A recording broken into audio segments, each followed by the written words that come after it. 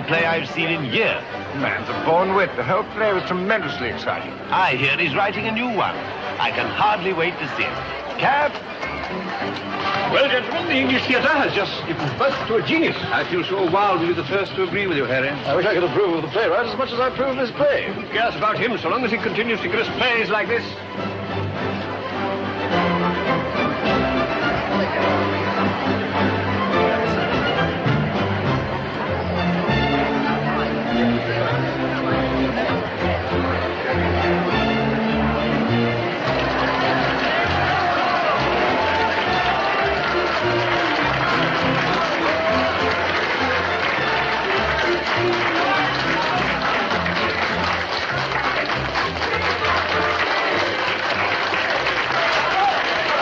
Oscar, how does it feel to be a success? Did you have any doubts, Robbie?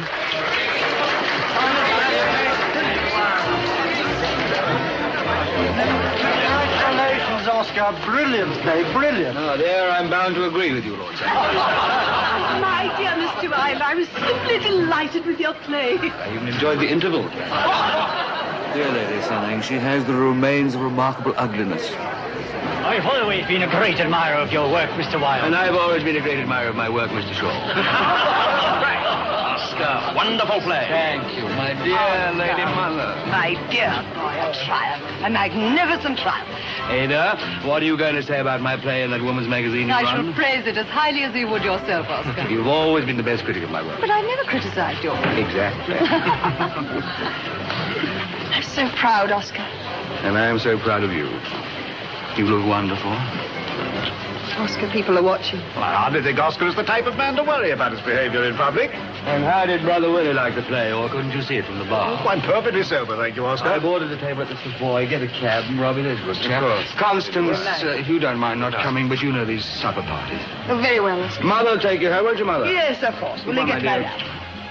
dear. Ada. Come on, Bosie. Good night, Mrs. Wilde. Good night, Bosie. A green carnation. How delightfully eccentric. It's damn ridiculous, if you ask But me. who's the handsome young boy with him? Good heavens, Edith, you are out of touch. Why, the whole of London is talking about It's a damn disgrace the way the fellow's carrying on. These artistic fellows think they can get away with anything. But who is he? Lord Alfred Douglas, Queensberry's son. If I were Queensberry, I'd... You do what, sir? What would you do? What would you do? Excuse me. Lord Alfred, you remember my daughter? Mrs. Summers, how do you do? poor Mrs. Summers. Still trying to get that daughter off her hands. Oh, she's wasting her time with him.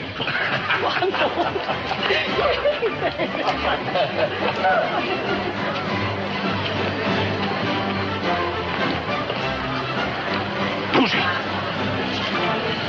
Don't you even acknowledge me anymore? What do you want, Father? Have you any idea how sick it makes me to watch you making a fool of yourself?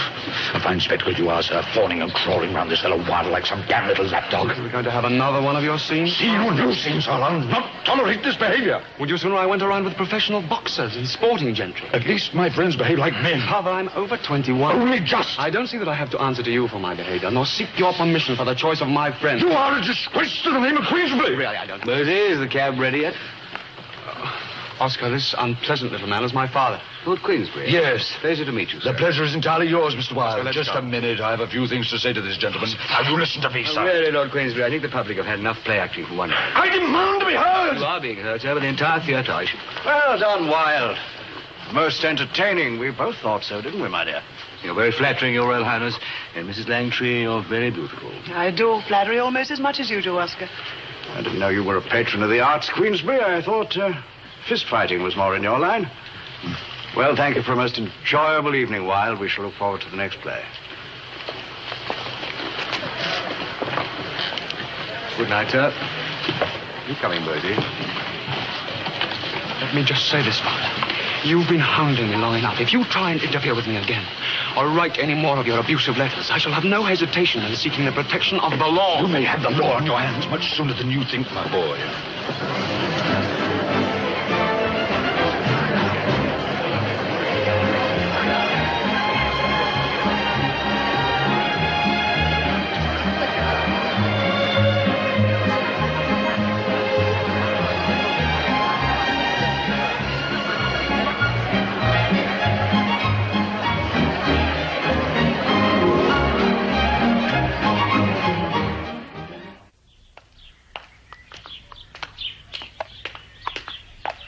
Good morning, Edward. Morning, Mr. Wilde, sir. Lovely morning. Yes, I think I'll walk a little. Follow. Where to, sir? The Cafe Royal. Cafe Royal? Very good, sir.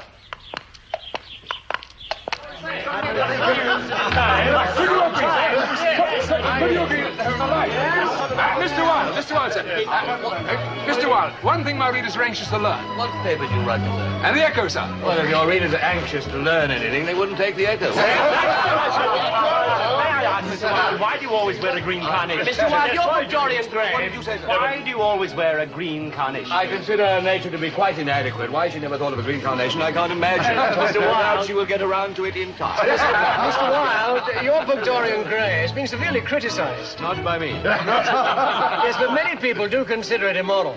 Ah, now, sir, what is immorality? I consider that to conform to the narrow moral standards of this Victorian age, the grossest form of immorality. Yes, but you know, it is said, sir, that much of your writing, and indeed your basic philosophy, is fundamentally immoral. What have you to say to that? I may have offended some people, but I'm sure that in 50 years, the works of Oscar Wilde will be standard literature for every fifth form school. The only regret is that I shan't be there to collect the royalties. I must say, I hardly think a newspaper man is in a position to speak of immorality. What? Indeed, Lord Alfred. Well, what could be more immoral than a newspaper? It condemns gambling on the front page and prints racing tips on the back. Brilliant, Bosie. I wish I'd said that. Are you well, Oscar? You will? When you go back to Oxford, you can say you outwitted Oscar Wilde. If I ever go back, I certainly will. What do you mean? Well, didn't you know I've been sent down? Congratulations. You said all the best people have been sent down these What do you days. do, Bosie? Set fire to the Dean's trousers. Waiter. More champagne. Frankly, I believe too much education's a bad thing. Don't you agree, Oscar? I certainly do. Ignorance is a delicate blossom. Touch it and it's gone. Well, listen, the thing is that... You didn't tell me that you'd been sent down. Didn't I? No. Oh. Why? Well, it was all rather tedious. Tedious or not, I'd like to hear about it.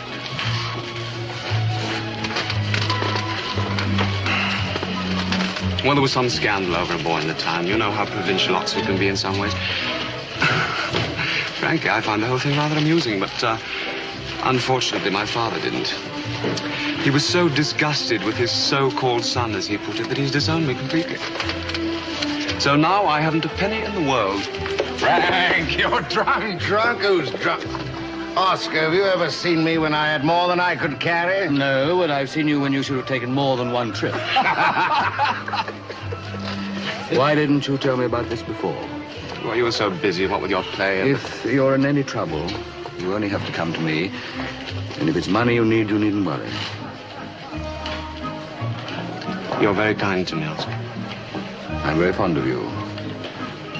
Besides, what is friendship for? Come on, Mr. Wilde, we're running out of conversation. As long as we're not running out of wine.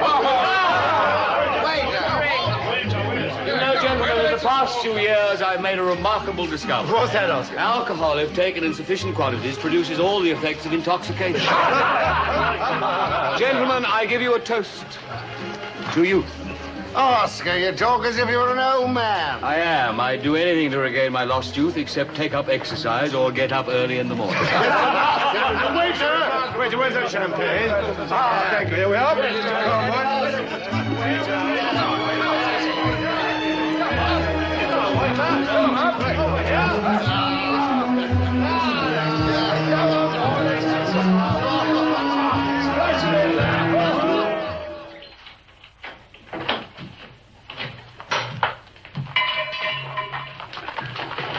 Good evening, sir. Hello, Arthur. Oscar, you said you'd be in to lunch. Yes, I had a meeting with my publisher. The children have been asking for you. Oh. They refuse to go to sleep until you've told them a story. Oh, very well. Daddy! Now, what's all this about your not sleeping? We want you to tell us a story. I see. Well, now, what shall I tell you tonight about? Not too long, Oscar. Giants or dragons? You told us the story about giants last night. Well, have I told you the story about the Happy Prince? No? High above the city, On a tall column stood the statue of the Happy Prince. He was gilded all over with thin leaves of fine gold. For eyes, he had 2 bright sapphires, and a large red ruby glowed on his sword hilt. He was as beautiful as a weathercock.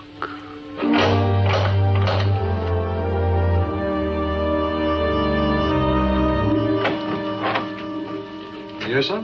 Mr. Oscar Wilde? I don't know that he's at home, sir. My name is Wood. Wood, sir? Yes, I'm a friend of Lord Alfred Douglas. Oh, I see, sir. Would you step inside, sir? Yeah. I'll inquire if Mr. Wilde will see you, sir. Dear little swallow, said the prince, you tell me marvelous things.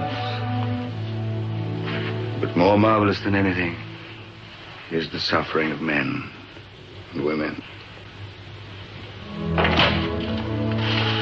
Excuse me, sir. There's a person to see you, sir.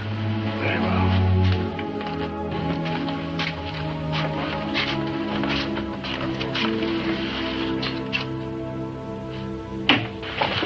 He gave his name as Wood, sir.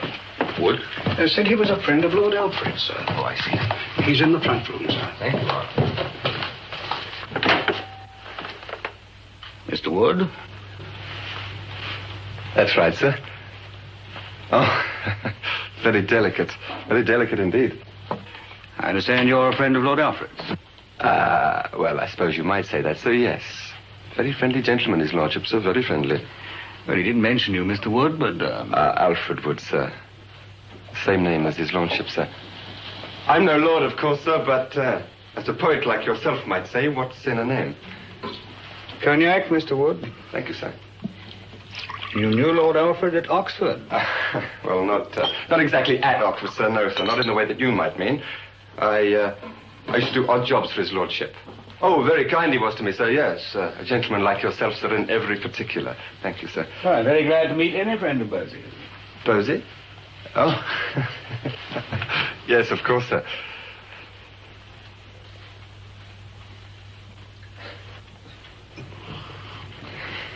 Your health, sir.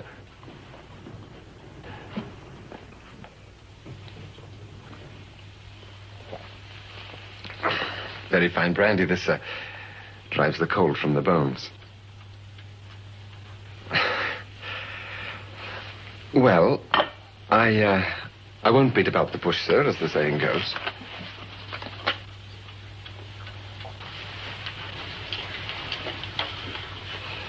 Quite by accident, sir, I assure you. I came across that letter from you to Lord Alfred Douglas. Very beautiful letter, if I might say so, sir. Only I think that perhaps there are parts that could be misconstrued, I think is the word, sir. How did you come by this? Yes, well, I used to press Lord Alfred's clothes. Very particular about his clothes, sir. As well you may know. I found it in one of his pockets. Are you asking me to purchase my own work, Mr. Wood? Well, sir, Come, sir, that's not very sound economics. Well, I've already been offered £60 for it, sir. Then I suggest that you sell it at once. I myself have seldom been offered so much for a prose work of that length. You take the letter, sir. It was stupid of me to try and rent you. The thing is, sir, that I'm desperate for money, and a hungry man gets driven to do stupid things. Oh, would you like a ham sandwich? Now, you're making fun of me, sir. On the contrary, Mr. Wood, you're doing remarkably well yourself. Well, I think I'll be going now. No. Please stay. Finish your drink. That's very kind of you.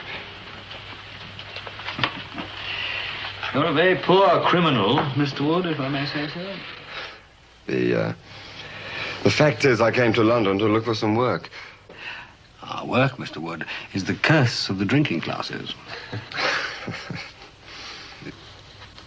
It's the secret of maintaining youth. Is an inordinate passion for pleasure.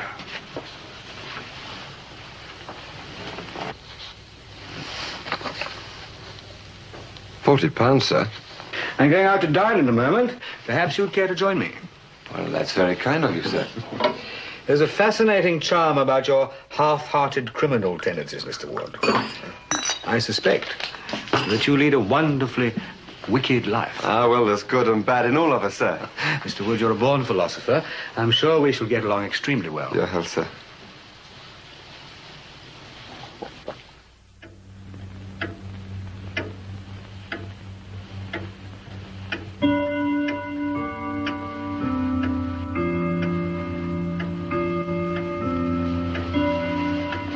Shall I serve dinner, madam? Can't understand it. I'm sure Mr. Wilde said he would be in for dinner. Well, perhaps he's been detained on business, madam. Yes. Shall we wait? No, Arthur, I'll dine alone. Very well, madam.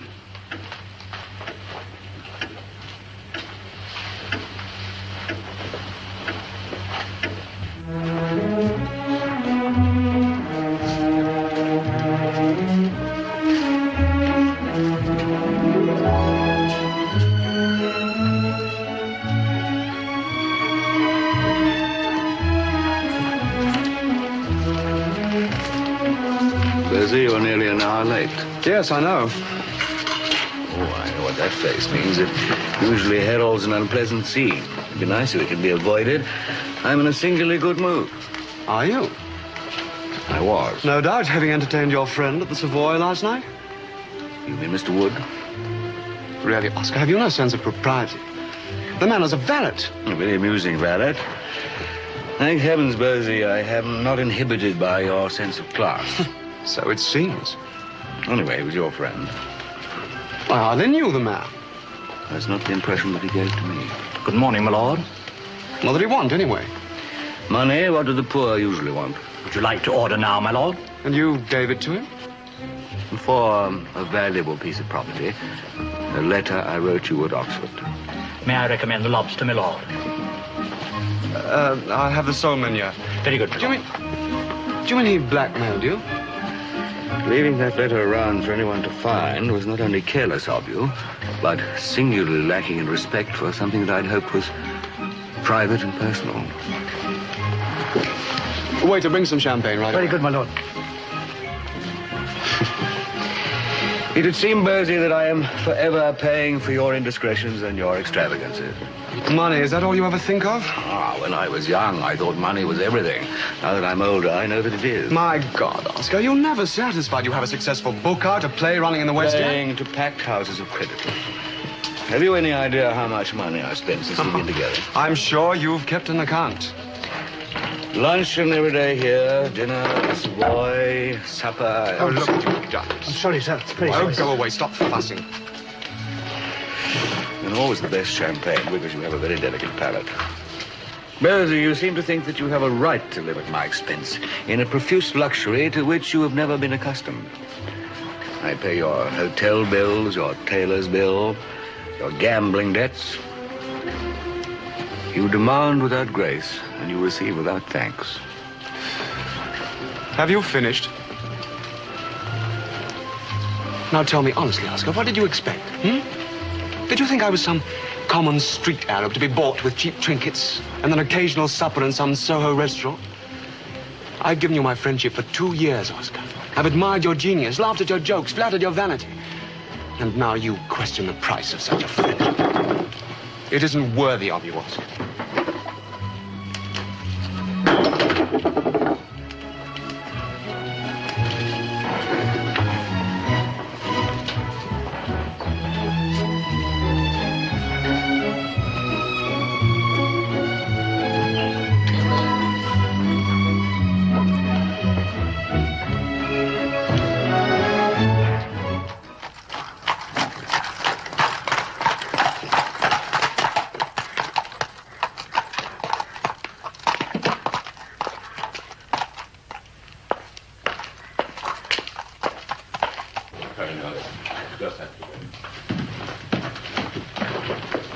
Good evening, Mr. Wilde. Evening, William. Sydney. Thank you, sir. Evening, Mr. Wilde. Good evening. I want you to take this to this address. It's just round the corner. Right away, sir. Hello, Robbie. Now, Oscar, what do we have? Brandy, and a large one. John, large brandy. Give me a cigarette. There's a dear fellow. I seem to have left mine at home. What? Cigarette. Oh, yes, of course. Thank you.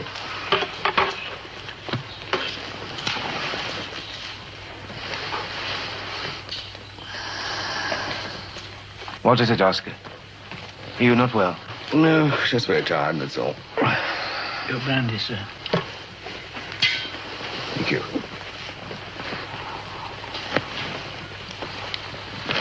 Oscar, did you know that some of the club members have approached the committee to get you to resign? I hope not. I shall have to find somewhere else to sleep in the afternoons. Have you any idea how much people are talking about you or what they're saying? I adore scandal about other people, but about myself I find it extremely dull. It hasn't the charm of novelty. I don't think you'll find this gossip dull. Robbie, you being solicitous about my welfare, that's very impertinent of you. I don't mean to be. Oscar, I realize that much of your extravagant behavior is done purely for effect. You're an artist. The public expect you to be different. But you're no longer an ascetic young poet just down from Oxford. Alas. You're a highly successful playwright at the peak of your career. You dine with royalty. You mix in the high social circles. You're walking along a precipice, Oscar. Just as long as you continue to play court jester, society will accept you. But tax their tolerance too far, and they'll send you crashing from the heights to the depths of obscurity. Oh, really? A halo doesn't have to fall very far, Oscar, to become a noose. Really, Robbie, this is all very tedious. Just tell me one thing. These stories I hear about you, there isn't any truth in them, is there? As I don't know what the stories are, I'm hardly in a position to answer you. They said that you're being blackmailed because of your association with Bosie. That you consult with criminals. Stable boys. It sounds all very exciting and intriguing. Do go on. I just want to hear you tell me it isn't true. Robbie, I'm deeply hurt that you use our friendship to pry into my private life. I thought you were a gentleman. I now see that you are not. I just want to hear you deny it, Oscar. You must think what you will, Robbie. Mr. Wood to see you, sir. Thank you.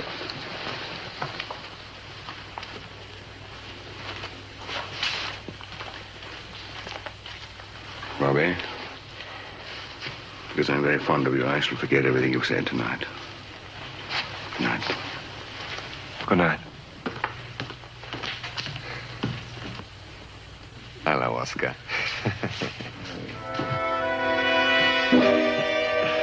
Lovely club you got here. I like that. I see some champagne tonight.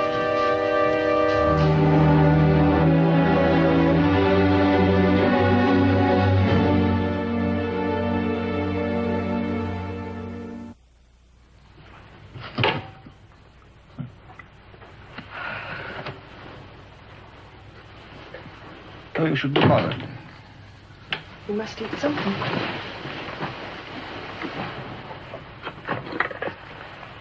All right?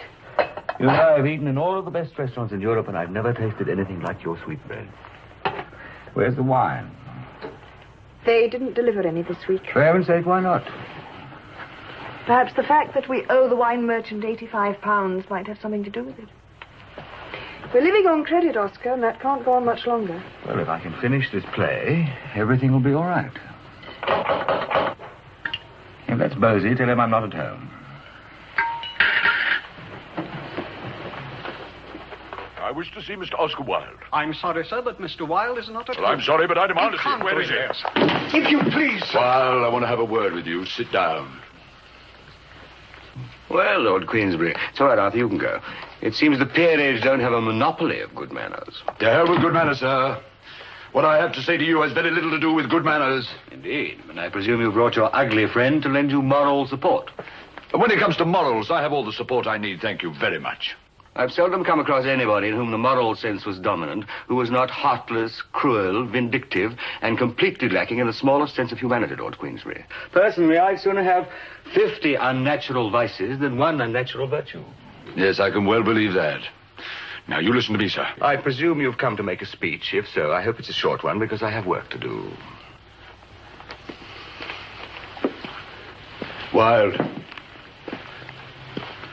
Wilde. I've come here today to protest against your disgusting relationship with my son.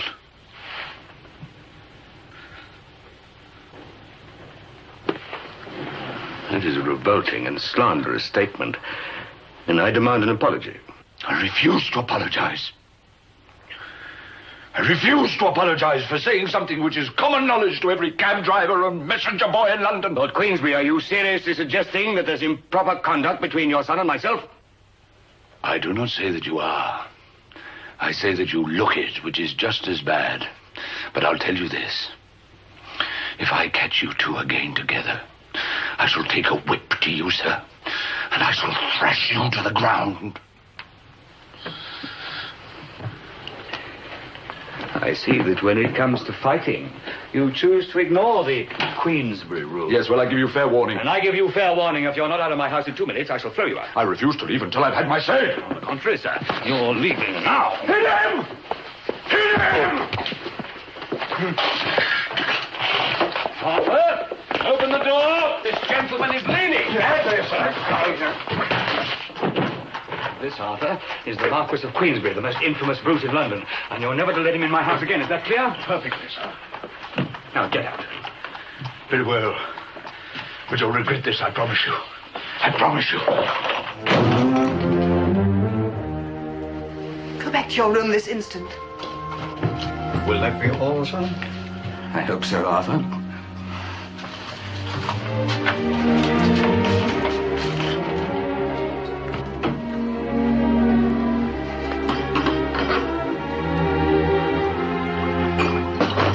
Now, this has got to stop. You're the only one who can stop it, Oscar. My God, am I not allowed to get on with my work in peace?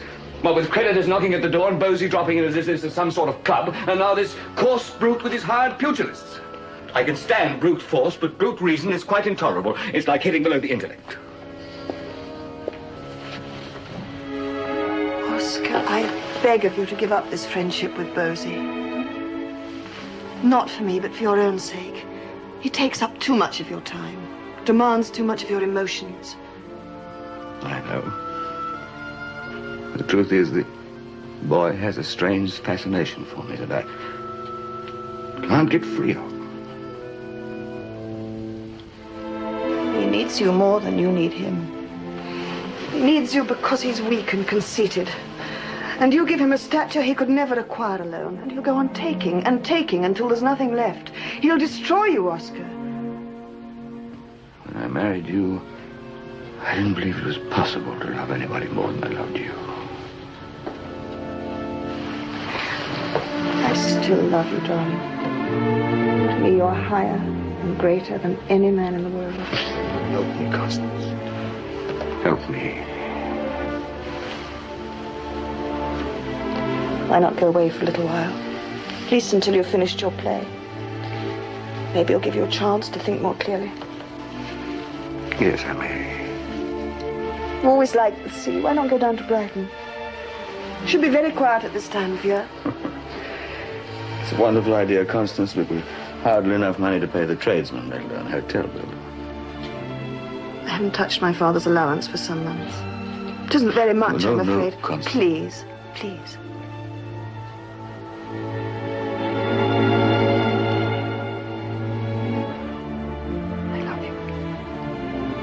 I love you.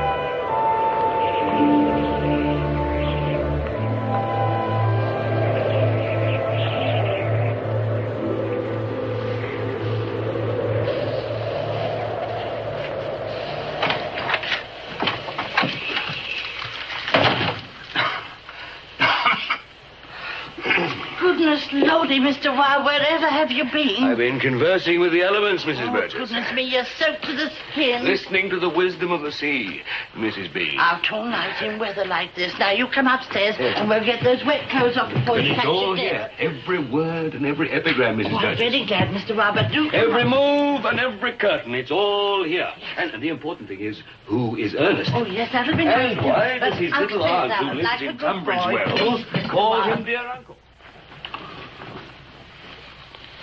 You're very kind, Mrs. Burgess. Well, if we can't show a little kindness on this earth, we might as well not be here. That's the way I see it. Now, you keep nice and warm.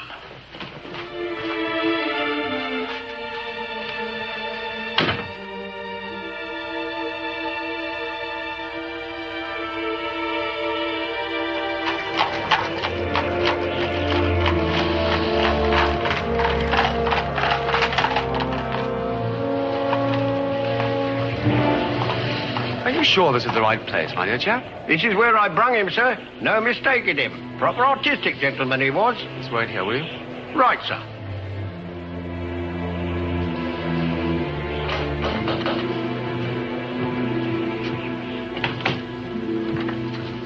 Good morning, madam. Is it remotely possible you have a Mr. Oscar Wilde staying here? Why, yes, sir.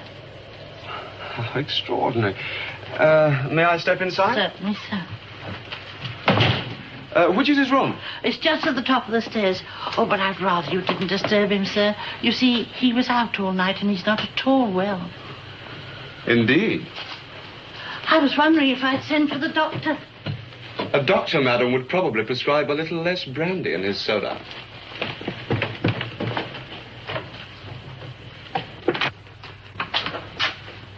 Well, so this is where you've been hiding yourself, hmm? Bosie. Really, Oscar, you are a most tedious person. I've been all over Brighton. From one hotel to another, tracking you down like some private detective. What do you want? What? What do I want? I don't want a thing. I came to see you. Good heavens, it's so dark in here. Well, I must say, you don't look any too good. I think I've got a chill. You must be out of your mind coming to a place like this. I can't imagine what the food must be like. Of course, as soon as I knew you were in Brighton, I naturally went straight to the Grand. Naturally. I have a most delightful suite there overlooking the sea. And I shall get the bill, no doubt, in due course. Seriously, though, Oscar, I won't allow you to stay in this dreary little hovel another minute. Besides, the most fascinating people are staying at the Grand. Just look at this picture, really. Bosie, can't you understand that I came here to finish my play in peace and quiet? I was driven nearly frantic in London with you and your father. Bosie, I've got to work. I'm the last person in the world to want to interfere with your work. Whether you mean it or not, you do. What are you looking for? I'm looking for my handkerchief. What do you think it is, for heaven's sake? Really, Oscar, when you're ill, you're singularly unamusing. I can't help being ill. But you can help being a bore.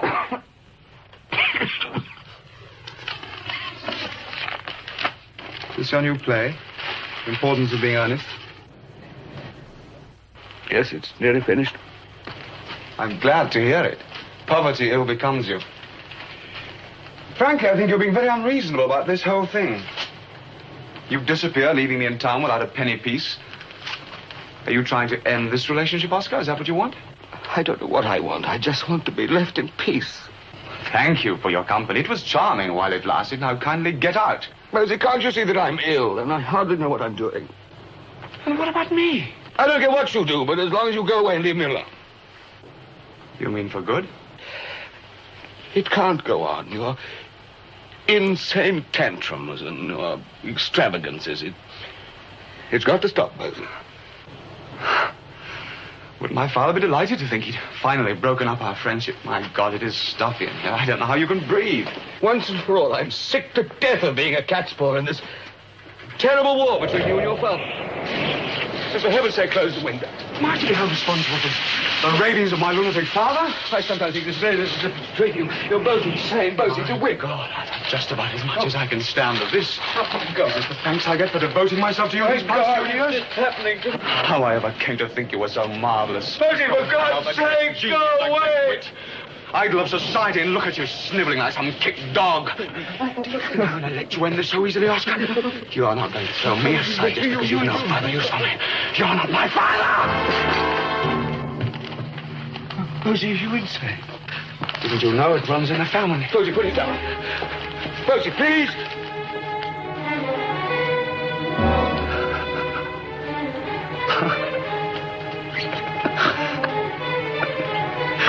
How significant you look when you're afraid, Oscar. I never thought you'd be afraid of me.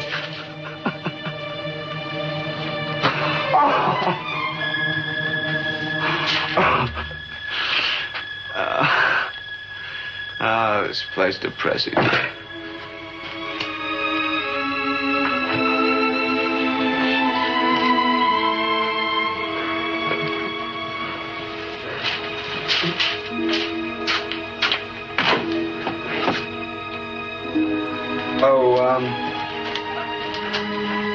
I don't suppose you could let me have some money to pay the cab, could you? Oh,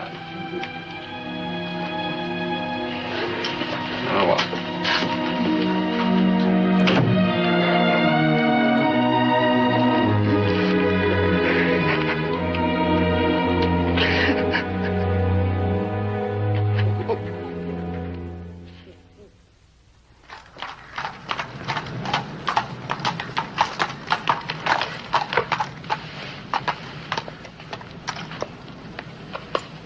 Wait for me, will you? Yes, ma'am.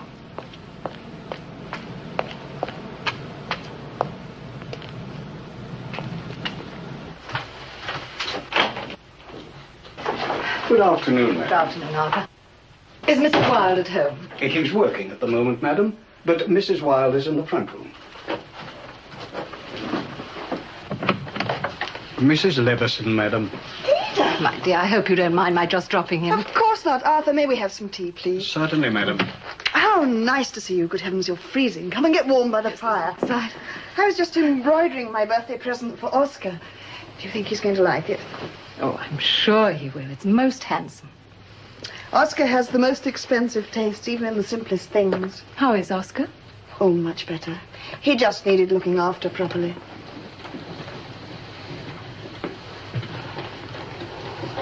What about Bosie?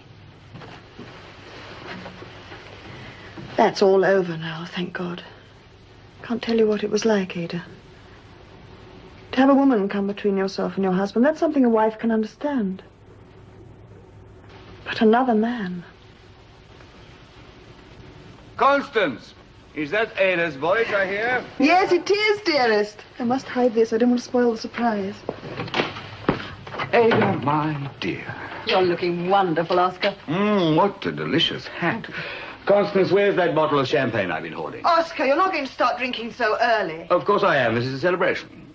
You finished the play. The curtain fell on the third act of The Importance of Being Earnest as the doorbell rang. I'll get the Ada, champagne. your timing is impeccable. Is it a good play? Quite extraordinary. Ada, I'm happier than I've been for years. I'm working, I'm seeing more of the children. Constance is a guardian angel. In fact, I believe I'm getting dull and bourgeois and very old. You miss him, don't you? Yes. Sometimes when I see the sunlight on an evening sky, or wander by the river and watch the dark waters, I seem to see him flitting by me in the darkness. And then I feel terribly alone.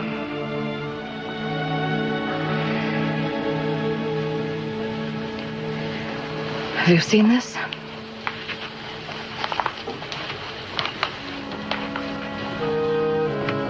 Couldn't find the champagne glasses. It's been such a long time since we used them. Oscar, what on earth is it? Bosie's elder brother was killed yesterday in a hunting accident. Oh, how terrible. That would be Francis, wouldn't it? Bosie was very fond of him, wasn't he? Arthur. Sir. I want you to go to the post office presently and send a telegram. Very good, sir. I think you may need me.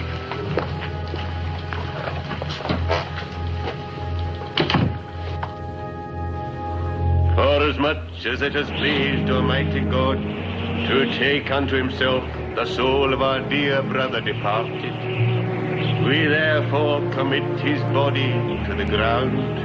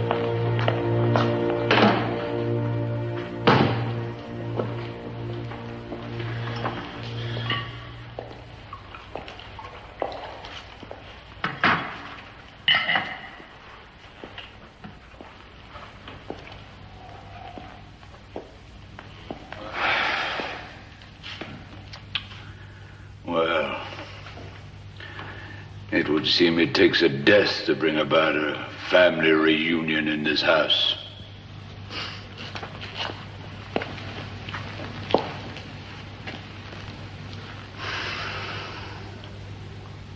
You're all very silent. I've just lost a son. Doesn't that mean anything to any of you? Hmm?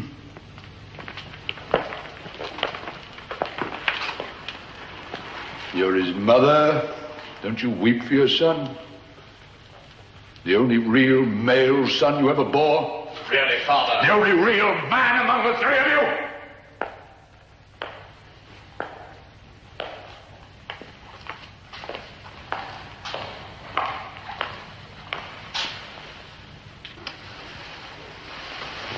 Goodbye, Mother.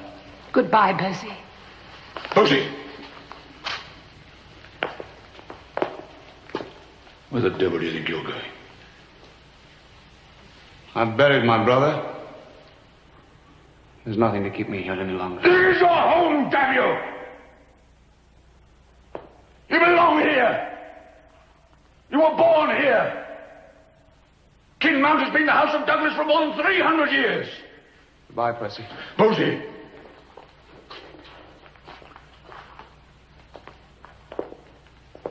Bosie. Don't go, boy. Stay here. Just for a few days, eh? It gets so lonely here sometimes, and, well, just for a few days, eh, son? You call me son? I'm not your son. You disowned me, or had you forgotten? You disowned me just as you've disowned the whole family. You drove Mother out of this house with your abuse and your immorality. You persecuted me till I had to keep away from you, for fear of what I might do if I were here to lay hands on you. I tried to make a man out of you. I tried to protect you against your selfish no more than any other self-respecting father. You lost your self-respect the day you threw my mother out of this house and brought your mistress here to live with you. Damn your insolence! Please! I want to take a whip and thrash you to the ground! God, every time you come to You talk to me of the moral issue? Heaven's sake! Well, what about him and that damn wild fellow? Thank God I succeeded in putting an end to that. One of these days you'll get down on your knees and you'll thank me for it. He sent me a telegram this morning. At least he has more sympathy with my bereavement than you seem to have. I'm going back to London this afternoon, and I warn you, if ever you try and interfere in my private affairs again, I'll buy myself a pistol, and I'll hunt you down and kill you.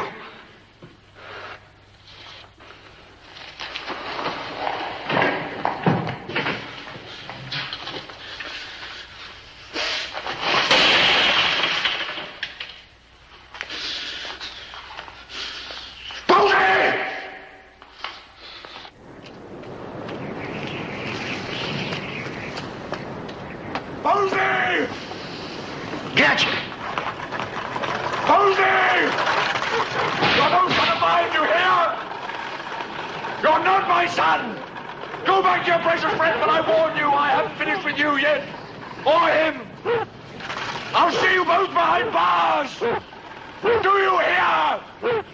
Behind bars!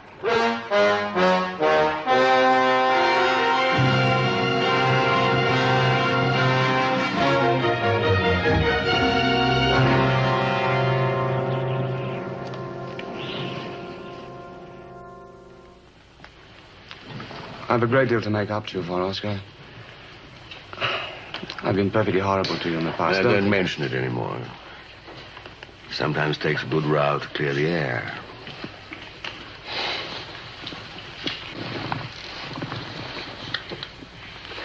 What are we going to do about your father? Believe me, it's only because of you that I haven't taken some sort of legal action against him. And involve your whole family in a scandal that wouldn't help anybody except perhaps the journalist. Just so long as he leaves me alone, that's all. Good heavens, what are we talking about my father for? Your new play opens on Saturday.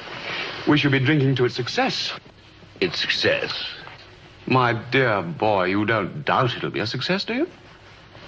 To the importance of being honest. To the importance of friendship.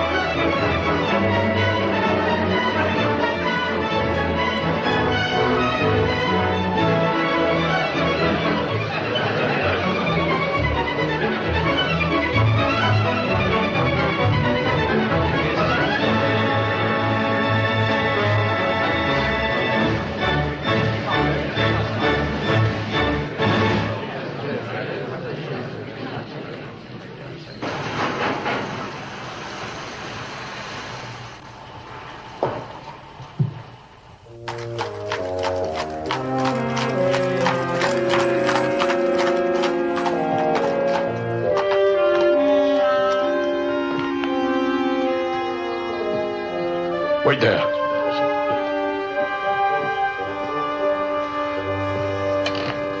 Lord Queensberry, sir? Yes. I'm sorry, sir. I've had strict instructions not to let you into the theatre. Sure. You must be out of your senses. I'm sorry, sir. Who the devil are you, anyway? I'm a police officer, sir. Are you indeed? Police officer, are you? Are you?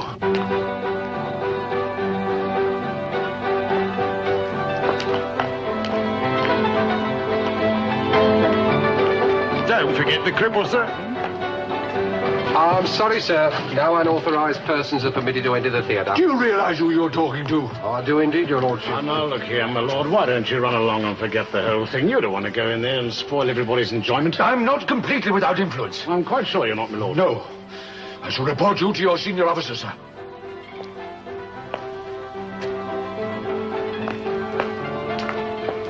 Bit loose in the upper story, wouldn't you say, sir? Well, let's hope that's the last we've seen of him tonight.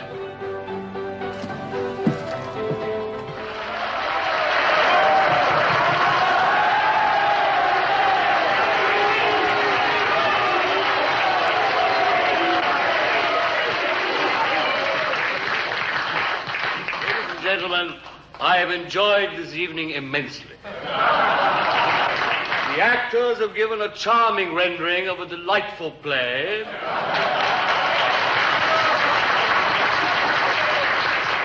And your appreciation has been most intelligent. I congratulate you on the success of your performance, which proves to me that you think almost as highly of the play as I do.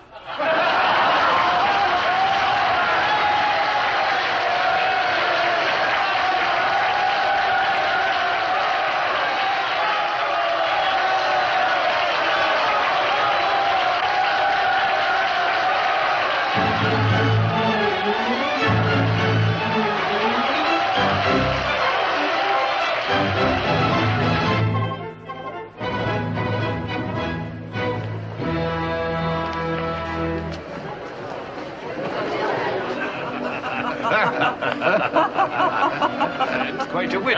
There's Queensberry. Queensberry, what's he up to? Mad as ever, I suppose.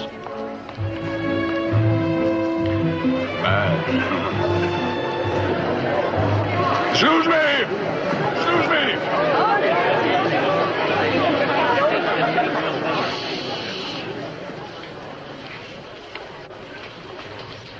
Mr. Wilde, may I present you with this, sir? How charming. Every time I smell them, I shall think of you, Lord Queensberry.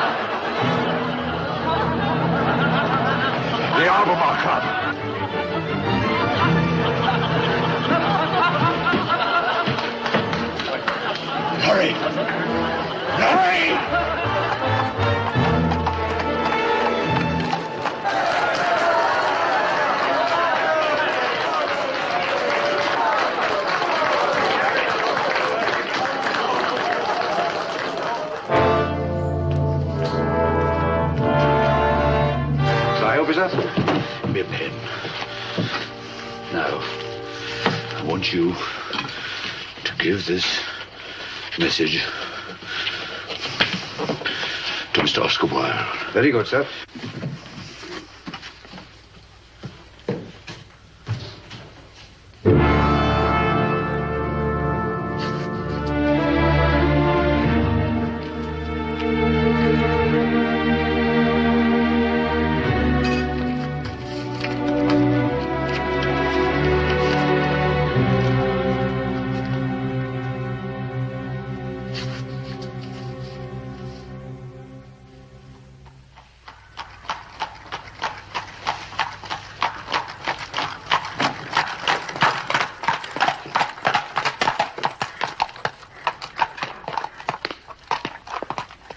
Edward. Thank you, Mr. Wilde, sir. Morning, Wilde. Congratulations. Thank you.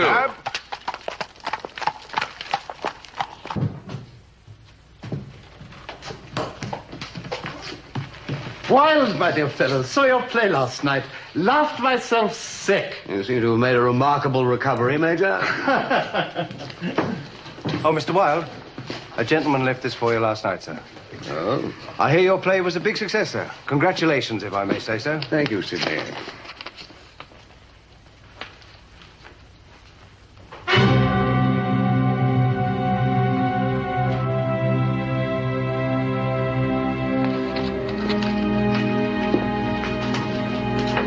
Hello, old chap. Enjoyed your play.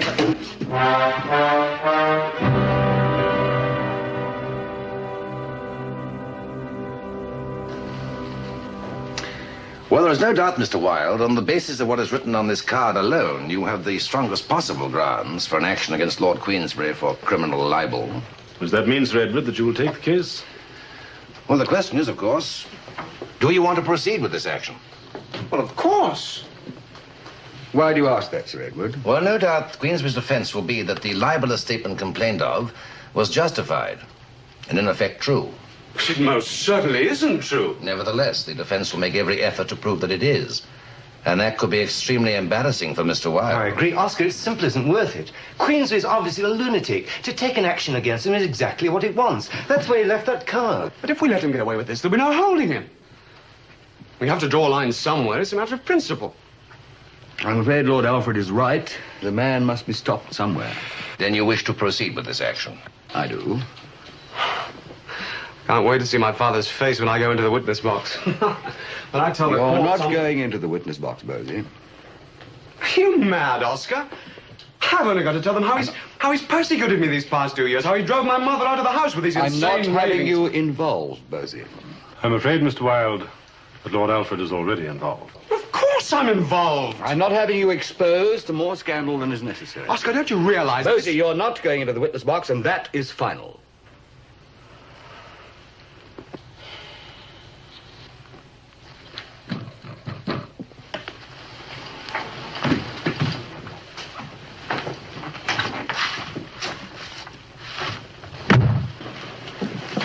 have to forgive Bosie. He's a little impulsive.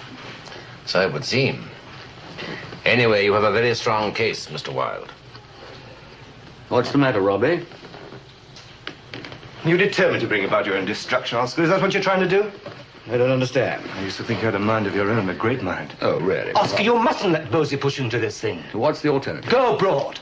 Let Queensberry and Son fight that quarrel without you. They're well matched. It's too late, Robbie.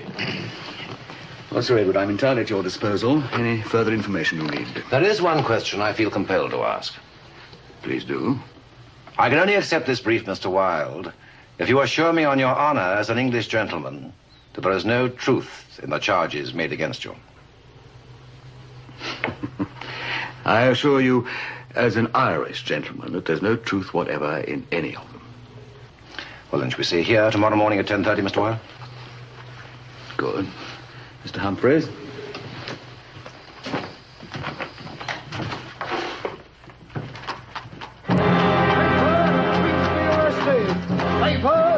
Paper, special edition.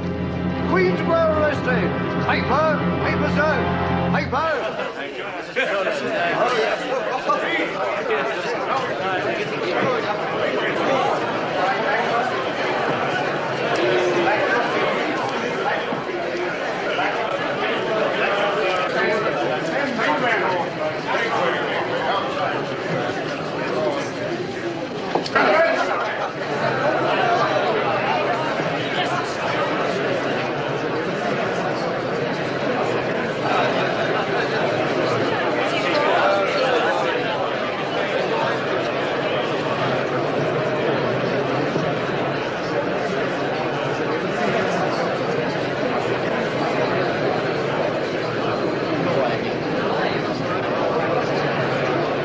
That's Edward Carson, defending Queensberry.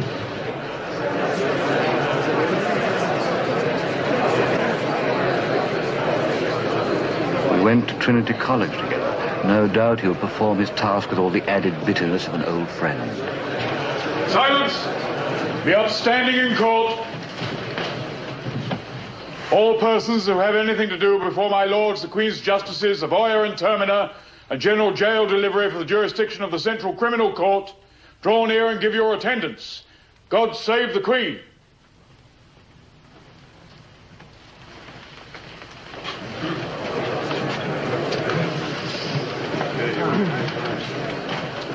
Put up John Sholto Douglas, Marquess of Queensberry. John Sholto Douglas, Marquess of Queensberry.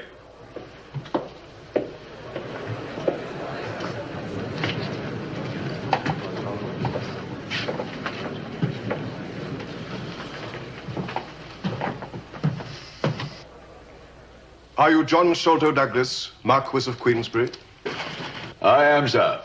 The jurors for Our Lady the Queen, upon their oath present that John Sholto Douglas, Marquess of Queensberry, contriving and maliciously intending to injure one Oscar Fingal O'Flaherty Wills Wilde, and to excite him to commit a breach of peace, and to bring him into public contempt, scandal, and disgrace, did on the 14th day of February, in the year of our Lord, 1895, and within the jurisdiction of this court, unlawfully, wickedly, and maliciously write and publish a false and scandalous, malicious, and defamatory libel in the form of a card directed to the said Oscar Fingal O'Flaherty Wills Wilde, on which were written the words, "To Oscar Wilde, posing as a sodomite."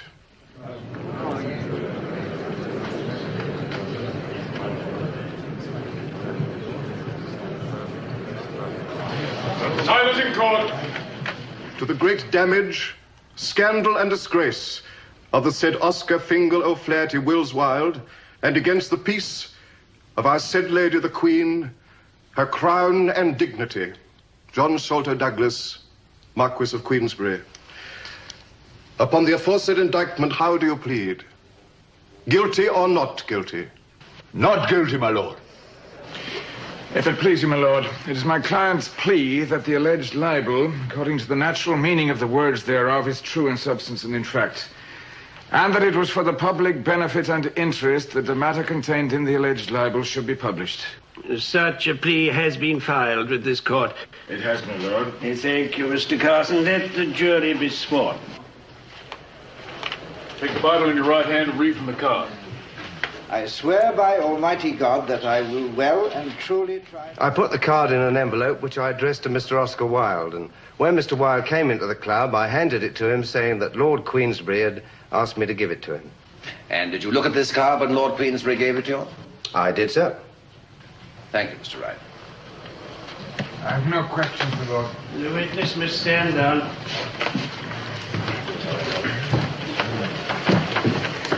I don't think there's any suggestion by the defense that Lord Queensberry did not leave this card at the Albemarle Club, nor that he wrote upon it the words complained of by my client.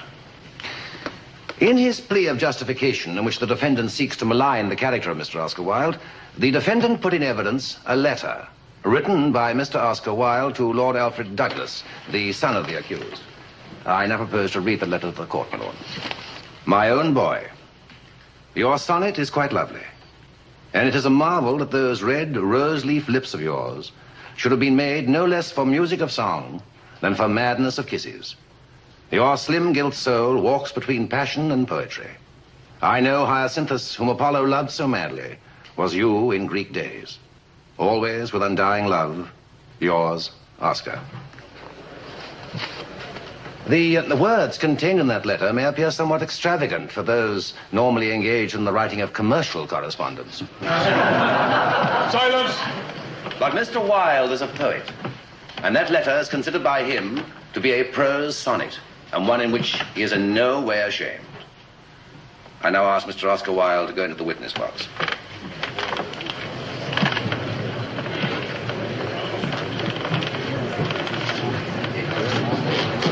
Take the Bible in your right hand and read from the card.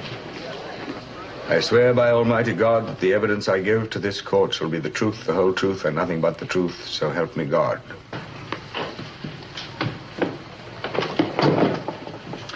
You are Mr. Oscar Wilde, and you are the prosecutor in this case. I am. How old are you, Mr. Wilde? I'm 39. Are you married, Mr. Wilde? I am, and I have 2 children, one aged 9 and the other 8. And when did you first become acquainted with Lord Alfred Douglas? In 1891. A friend brought him to my house. And since that time, you have become close friends? He was a guest at my house many times. A guest of yourself and your wife? Certainly. In March 1893, did it come to your notice that a letter addressed by you to Lord Alfred Douglas had come into the hands of a certain person? Yes, a man named Wood came to me and said that he'd found it in a suit of clothes belonging to Lord Alfred. Did he demand money for that letter? He said a man had offered him £60 for it. And what did you say to that? I said I never received so large an amount for a prose work of that length, and I advised him to sell it to the man at once. Prior to this time, you had been subjected to considerable annoyance by Lord Queensberry, had you not? Yes. He'd written several abusive letters to myself and my friends, and on one occasion he forced his way into my house, and I was compelled to eject him. And what took place on that occasion? He made certain accusations about my relationship with Lord Alfred, and I said to him, Lord Queensberry, do you seriously accuse your son and me of improper conduct? And what did he say to that? He said, I don't say you are, but I say you look it. Silence in court. If there is the slightest disturbance again, I shall have the court cleared. Mr. Wilde, your attention has been drawn to certain statements made in the plea of justification filed by the defendant, Lord Queensberry, with reference to different persons impugning your conduct with them. Yes. Mr. Wilde, is there any truth whatever in any of those accusations? None whatever in any of them.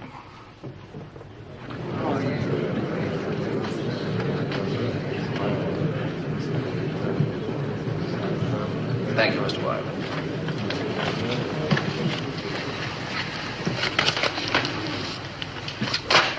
Mr. Wilde, you stated earlier that your age was 39. Is that correct? Yes. You were born in 1854. That makes you over 40.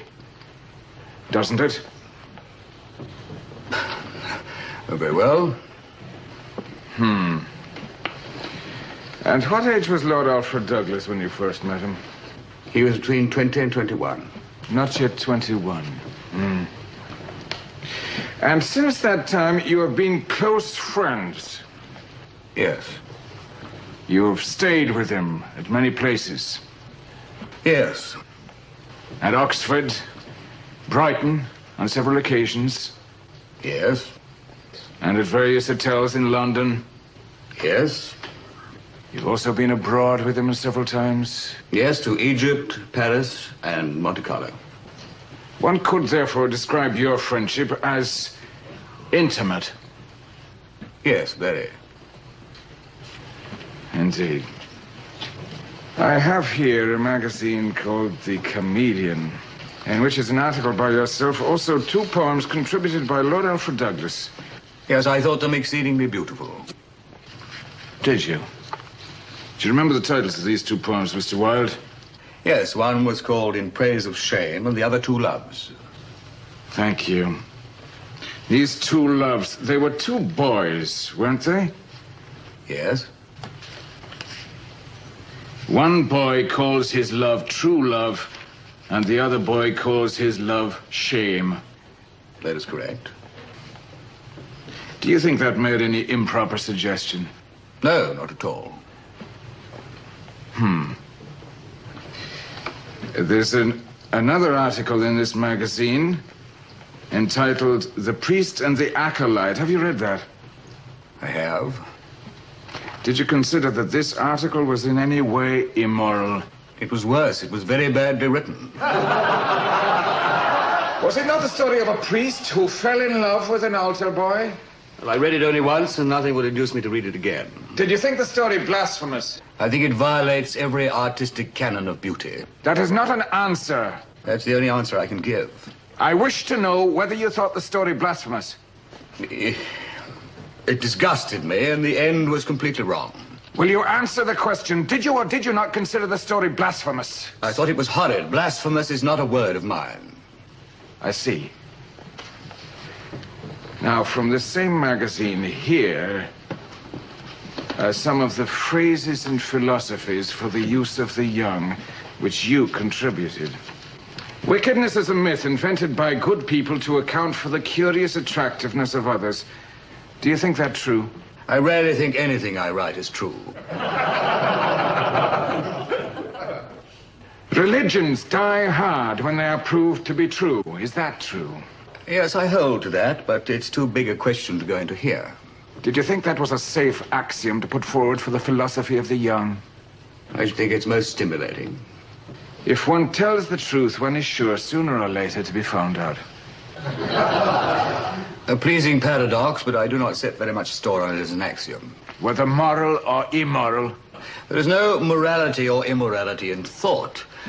There are immoral emotions. Quite so. Now then, this is the introduction to your book, The Picture of Dorian Gray. There is no such thing as a moral or immoral book. Books are well written or badly written. That expresses your view. My view on art, yes. Then no matter how immoral a book may be, if it is well written, it is, in your opinion, a good book. If it is well written so as to produce a sense of beauty. Then a well-written book putting forward perverted moral views may be a good book. A work of art doesn't put forward views. Views are for people. A perverted novel might be a good book. I don't know what you mean by a perverted novel. Then I will suggest The Picture of Dorian Gray as being open to the interpretation of being such a book. Only to brutes and illiterates. The affection and love of the artist for the youth, Dorian Gray, might lead an ordinary individual to believe that it might have a certain tendency.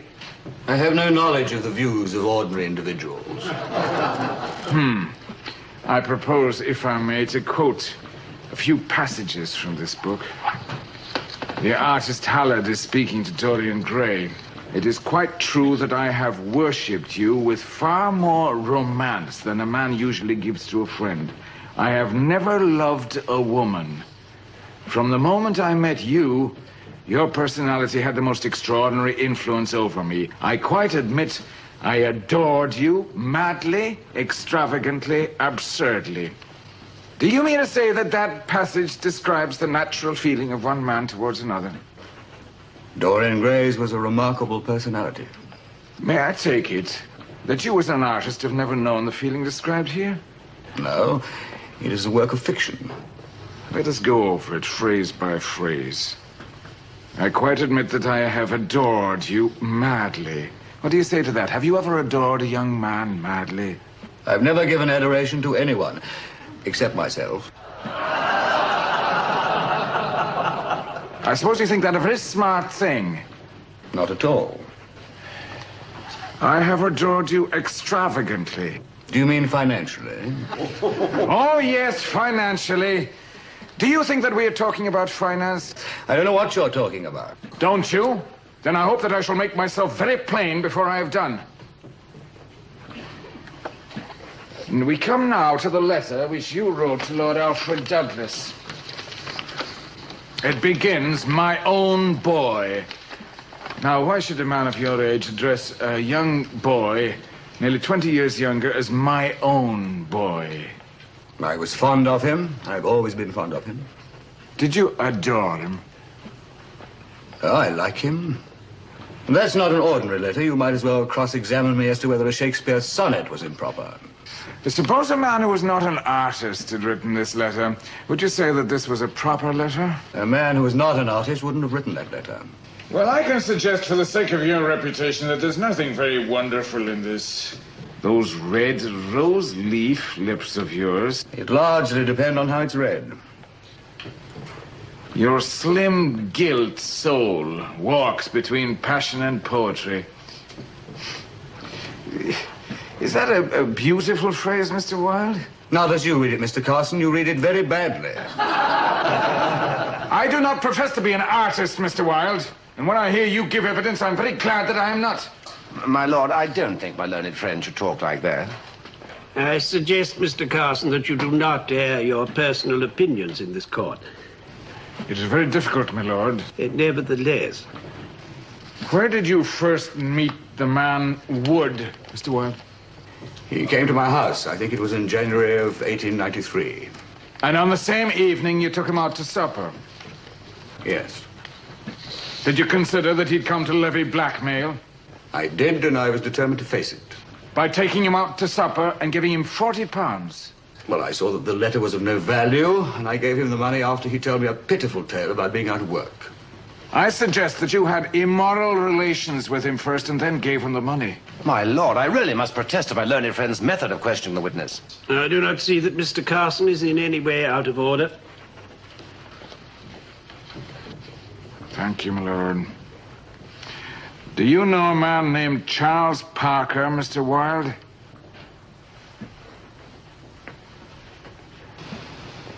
The witness will answer the question. Yes, he was a friend of Lord Alfred's. And a man named Atkin? Yes, he was a friend of Parker's. A man named Granger? Yes, he was a manservant of Lord Alfred's. And Taylor, Mr. Wilde. Do you know anyone called Taylor? Yes, I've been to parties at his house. Were all these, with the exception of Taylor, young men of about 20? I liked the society of young men. Have you given money to any of them? I may have. Or presents? Silver cigarette case for Mr. Taylor? Gold-topped walking stick for Mr. Parker? A book for Mr. Wood inscribed to Alfred from Oscar? Did you know, Mr. Wilde, that Wood had been unemployed for 3 years, that Parker was a valet, and that the man Taylor was also out of work? That would not have affected my friendship with them. And yet you gave them presents and entertained them to supper on divers occasions. No doubt you drank wine and champagne. Iced champagne is a favorite drink of mine, much against my doctor's orders. Never mind your doctor's orders. I never do. And at these supper parties, your guests, no doubt, had plenty of champagne. I didn't press them to drink. You did not stint them. What gentleman would stint his guests? What gentleman would stint his valet and the groom, Mr. Wilde? My lord, I really must protest at my learned friend's sneering remarks. Mr. Carson, I suggest that you confine yourself to questions, not opinions. Very well, my lord. Did you know, Mr. Wilde, that Taylor, Atker, and Parker had been arrested in a raid on a house in Fitzroy Square? Yes, I read about that. You know that they were charged with felonious practices? I understand that the magistrate dismissed the charge. About the young man, Granger. Have you ever dined with him? No, never. But you know him? Yes, he was a manservant at Lord Alfred's house in Oxford. So you saw him on several occasions? I stayed in the house on several occasions. Granger waited at table. Did you ever kiss him, Mr. Wilde? Oh, dear, no. He was extremely ugly.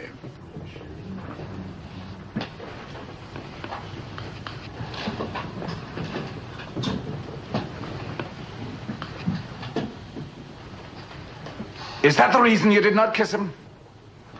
Mr. Carson, you're very insolent. Did you say that you never kissed him? It's a foolish question. Then why, sir, did you mention that this boy was extremely ugly? I don't know why I mentioned that he was ugly, except that you stung me with your insolent remark and the insulting way you've treated me during this hearing. Why did you mention his ugliness? It was simply that I... Why? I didn't kiss Granger because he was ugly. I really quite protest, untrue. my lord. My learned friend is putting words into the witness's mouth. The witness is putting words into his own mouth. I object, Mr. will not have this brawling between counsel. If I may say so, my lord, my learned friend has no right to make suggestions of a certain behavior with a group of persons not represented in this court and whose evidence we have not heard. But you will hear it, Sir Edward. It's my intention to produce every one of the persons mentioned here just now in this courtroom tomorrow morning. Wood, Parker, Atkin, Granger, and Taylor will relate their loathsome experiences at the hands of the witness. By your own admission, a group of blackmailers and police suspects, sir. Nevertheless, they'll be here to give their testimony, a testimony that will prove my client's plea of justification beyond any possible shadow of a doubt. Silence in court! I think this would be an appropriate moment to adjourn. The witness may stand down.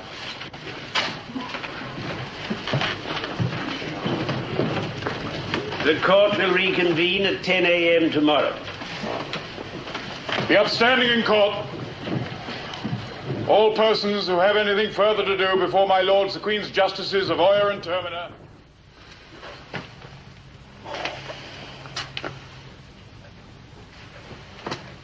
Before this unfortunate trial started, you gave me your word there was no truth whatever in any of these dreadful accusations. I know, Sir Edward, it was unforgivably stupid of me, but I was afraid you wouldn't take the case. As it is, you realize you've already lost this case. But what is infinitely more serious is that when Carson puts these young men into the witness box, as he obviously intends to do, their evidence will inevitably result in your being arrested on some extremely grave charges. Sir Edward, may I just say one thing? Please do. This whole case started with my father accusing Mr. Wilde of carrying on an immoral relationship with me, isn't that so? Yes. Then why in heaven's name can I not go into the witness box and deny those? It isn't true, Oscar. You know it isn't. Such a denial would undoubtedly add considerable weight, Mr. Wilde. In my opinion, not to put Lord Alfred into the box would be a grave mistake. One that you might regret for the rest of your life. Gentlemen, I have infinite faith in the good sense of the common man. And if, as you say, this case hangs on the evidence of paid informers and criminals like Wood and Parker, I cannot conceive that a British jury would take their word before mine. I wish I could share your faith. Well, what must be, must be. But I want you to understand that Lord Alfred is not to give evidence at this trial. Very well. Well, I shall endeavor to salvage what is left of your reputation by withdrawing from the case first thing in the morning. Incidentally, there's no need for you to be present in court tomorrow. Indeed, there's no need for you to be present in this country. There's a boat train leaving for Calais at 10 o'clock tonight, Mr. Wilde. You'd be well advised to be on it. Before you condemn Lord Queensberry, I ask you to consider whether the gorge of any father ought not to rise in such circumstances. I ask you to bear in mind that Lord Queensberry's son was so dominated by Wilde that he threatened to shoot his own father. I now have a more painful part of the case to approach. It's my unhappy duty to bring before you young men who have been in the hands of Mr. Wilde to tell their miserable tales. I first call Charles Parker. May I claim your lordship's indulgence while I interpose to make a statement, which is, of course, made under a feeling of great responsibility? By all means, Sir Edward. Forgive me, Mr. Carson. I'm sure it must be apparent to your lordship that those who represent Mr. Wilde in this case have before them a terrible anxiety. A verdict given in favor of the defendant, Lord Queensberry, might be interpreted as conclusive proof as to the accusations of impropriety brought against the plaintiff, Mr. Oscar Wilde. And thus we will be going through day after day an investigation of matters of the most appalling nature. Under these circumstances, I feel I'm not going beyond the bounds of my duty if I now interpose and say on behalf of Mr. Wilde that I would ask to withdraw from the prosecution. If that is your wish, Sir Edward, so be it. And if I may say so in the circumstances, I think you have made a wise decision. Are you taking a cab? Yes, come on. Get this to the office as soon as you can. Oscar Wilde withdraws from case. Call. Take a cab and hurry. Yes, sir. Either the words complained of were justified, or they were not. If they were, then the statement posing as a sodomite is true, and the publication was for the public benefit. You will now consider your verdict.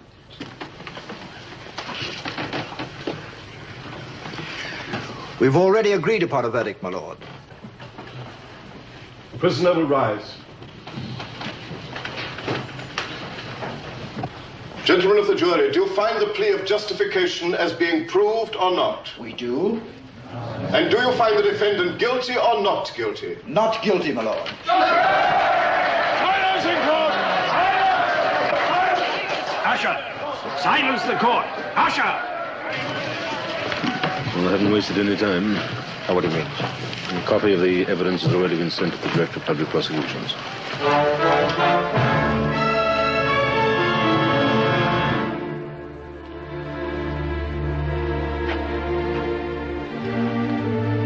Bosie, for God's sake, stop walking up and down.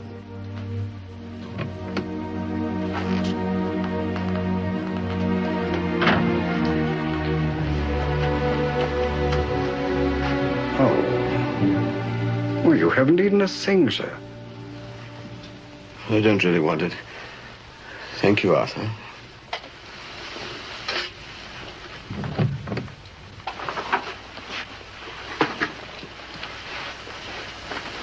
Oscar, I just heard from one of the reporters. There's a warrant out for your arrest. What about Constance and the children?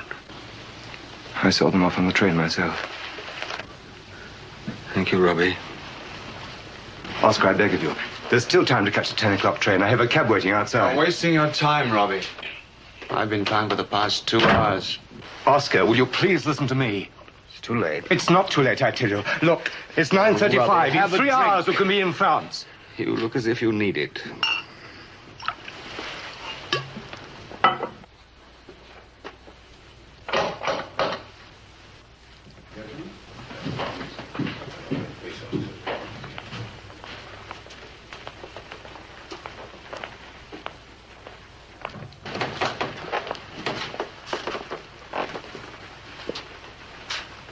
Mr. Wilde? Yes? We're police officers. We hold a warrant for your arrest. Really? I must ask you to accompany us to the police station.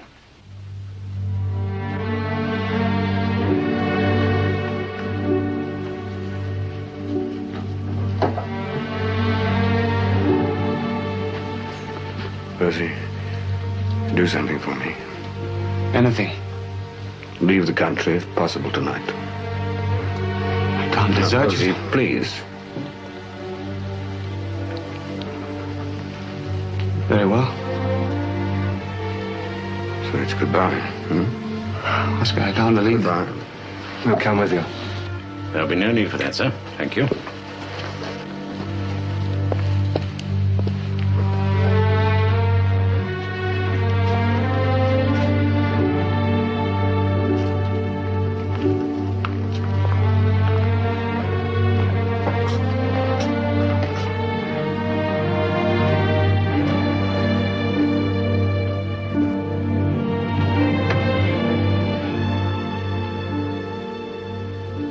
Why do you look at me like that? It's not my fault. I loved him just as much as you did. Don't you think if there was anything I could have done? But yours Oscar says, Bosie. Leave the country.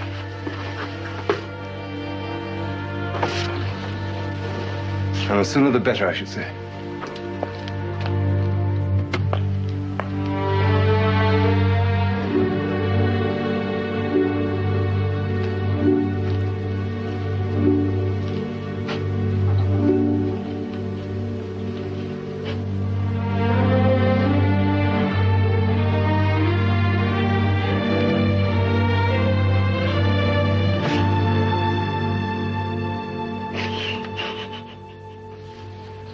Lord Queensberry is triumphant. Mr. Oscar Wilde is damned and done forever. And about time. Public morality will be vindicated. And this evil in our midst will, I hope, be removed forever. Damn good thing, too. Never liked the fellow from the first. Couldn't stand his plays. Lot of immoral rubbish. Oh, damn it, old Bentley. The fellow hasn't been tried yet. Innocent until proved guilty and all that sort of rot. If he'd have been in my regiment, sir, he'd have been lashed to a gun carriage and flogged. These artistic chaps are all the same. Lot of long-haired degenerates. I think you fellas are taking the whole damn thing too seriously. Live and let live, that's what I say. Anyway, I don't care what they do, as long as they don't do it in the street and frighten the horses.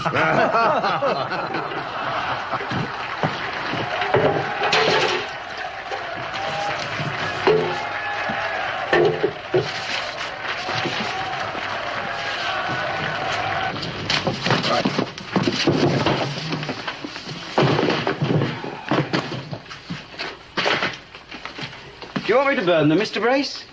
Good heavens, no. Fella might get off.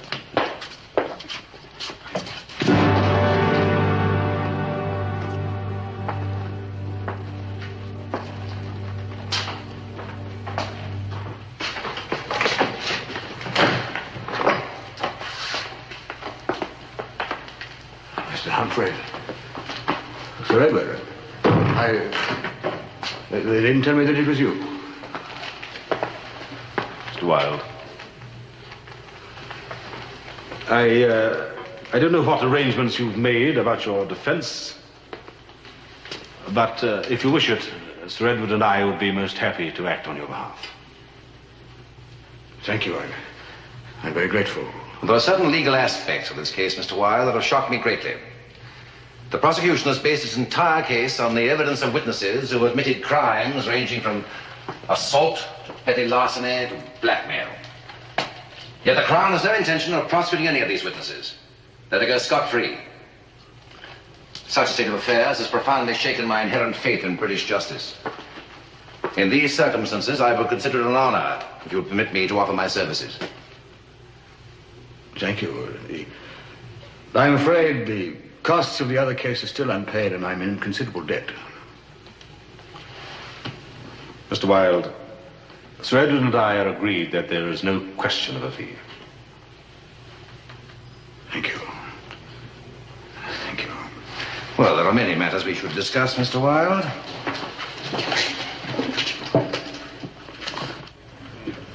Put up Oscar Fingal O'Flaherty Wills Wilde.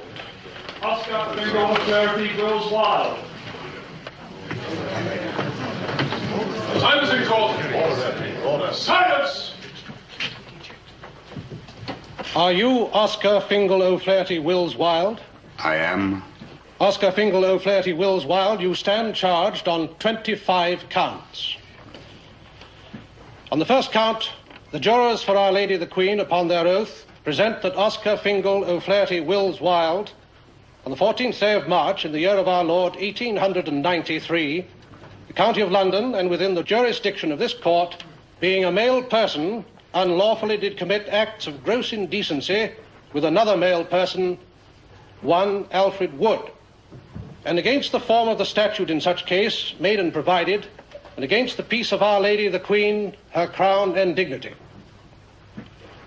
On the second count, the juries aforesaid, against the form of the statute in such case made and provided, and against the peace of our said Lady the Queen, her crown and dignity.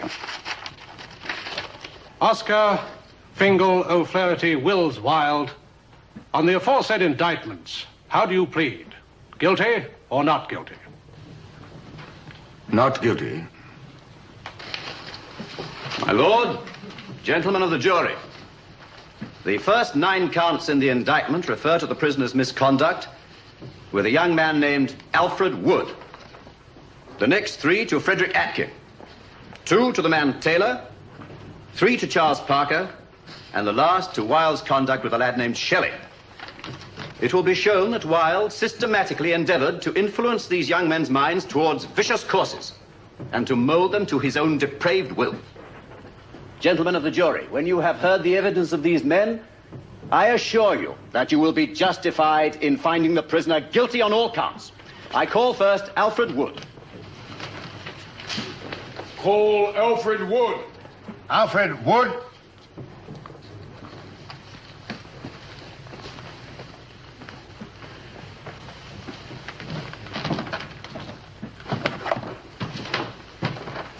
Take the Bible in your right hand and read from the card. I swear by Almighty God that the evidence I give to this court shall be the truth, the whole truth, and nothing but the truth. So help me God.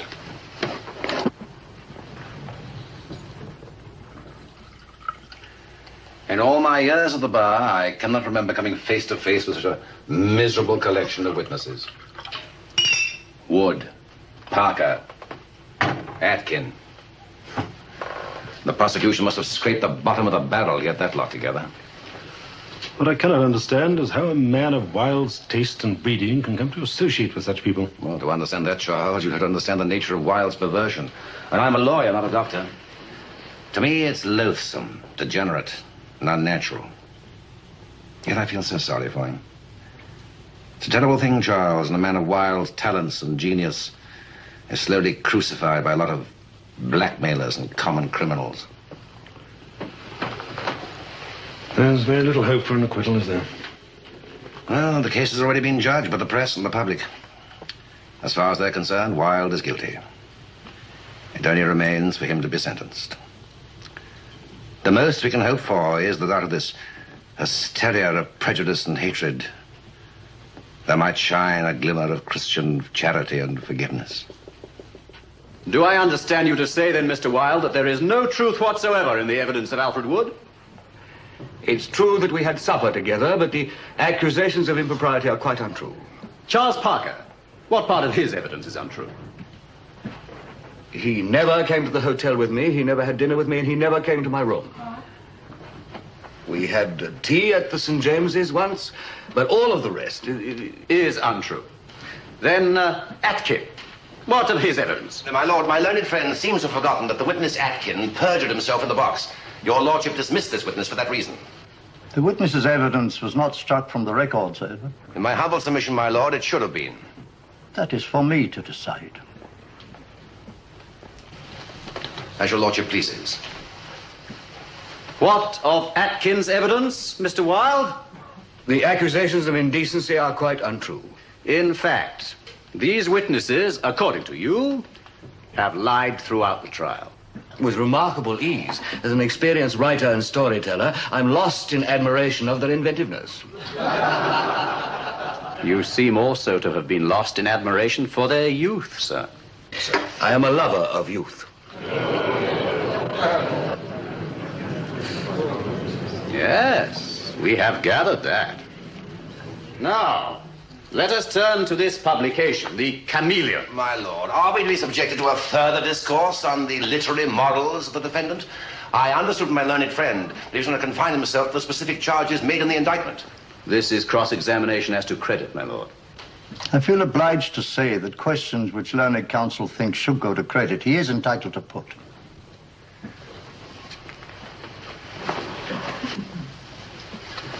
I shall not keep you long, Mr. Wilde. I trust not, Mr. Gill. In this magazine, to which you made a contribution, there appears a poem by Lord Alfred Douglas entitled Two Loves. It contains these lines. Sweet youth, tell me why, sad and sighing, dost thou rove these pleasant realms? I pray, tell me sooth, what is thy name? He said, my name is Love. Then straight the first did turn himself to me and cried, he lieth, for his name is Shame. But I am love, and I was to be alone in this fair garden till he came unasked by night. I am true love. I fill the hearts of boy and girl with mutual flame.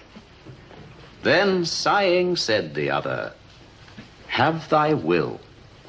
I am the love that dare not speak its name. And what, Mr. Wilde, is the love that dare not speak its name?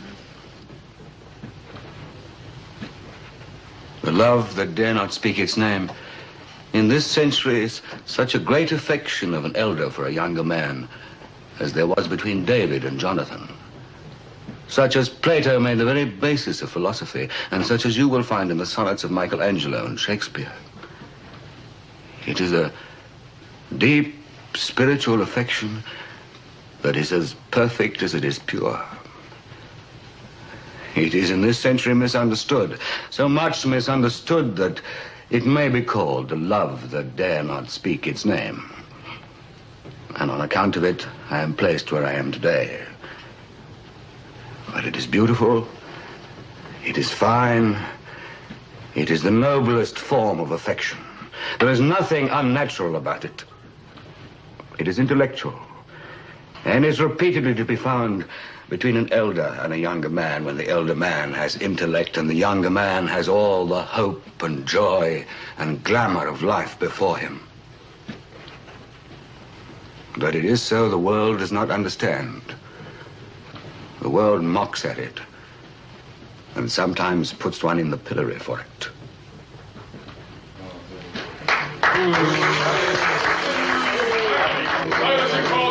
Rubbish! Silence in court! Sit down, sir! If there is the slightest manifestation of feeling like this again, I shall have the court cleared. I have no further questions, my lord. The witness may stand down.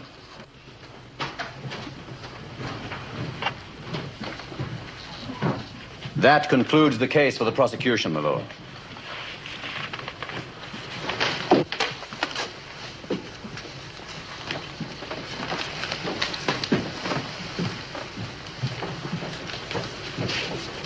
May it please you, my lord, gentlemen of the jury.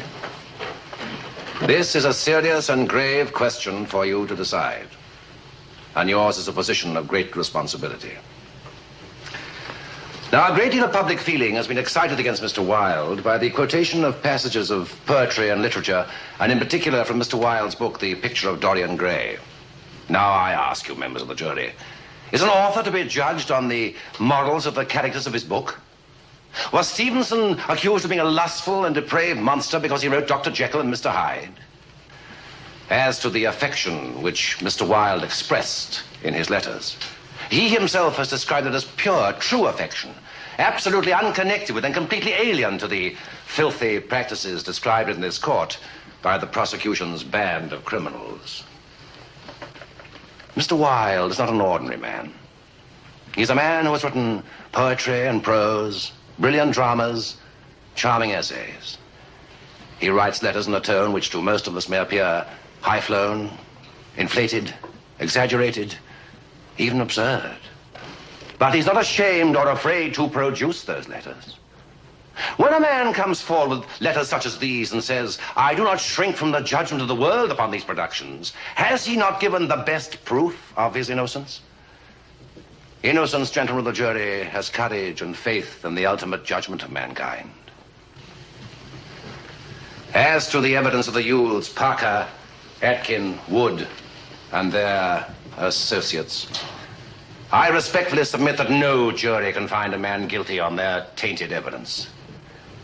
It deepens one's horror to think the prisoner's freedom is at the peril of such persons. Before you consider this case, therefore, I implore you to let your judgment only be affected by those witnesses of whom you, as true and honorable men, can say with a clear conscience have given true, honest, and honorable testimony. And if, upon the examination of the evidence, you find it your duty to say that the charges against the prisoner have not been proved, I know you will be glad that that bright reputation, so nearly quenched in a torrent of prejudice, will have been saved by your verdict from absolute ruin. And that it will leave Mr. Wilde, a distinguished man of letters, to live a life of honor and repute, and to give in the maturity of his genius gifts to our literature, of which already he has shown such brilliant promise.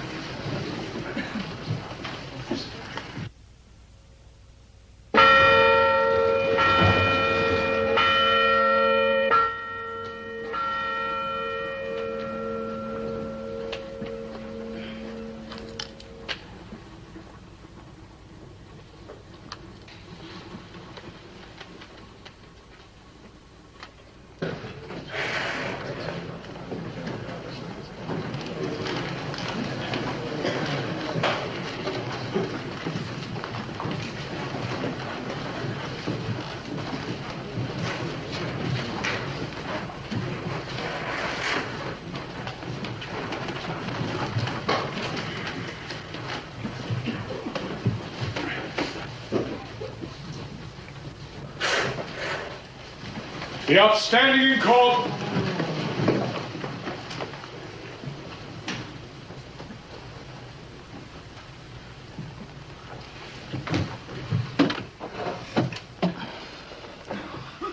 Gentlemen of the jury, I understand that you are unable to arrive at a verdict. That is so, my lord. Is there any prospect that if you retired and continued your deliberations a little longer, you'll be able to come to some agreement? We have considered the question for 3 hours, my lord, and the only result we have come to is that we cannot agree. Yes, I have no doubt that you have tried very hard to come to some agreement, but on the other hand, the inconveniences of another trial are very great. My lord, I fear there is no chance of an agreement. Then, gentlemen, you are discharged. Thank you, my lord. My lord, on the question of bail, it may be some weeks before a retrial.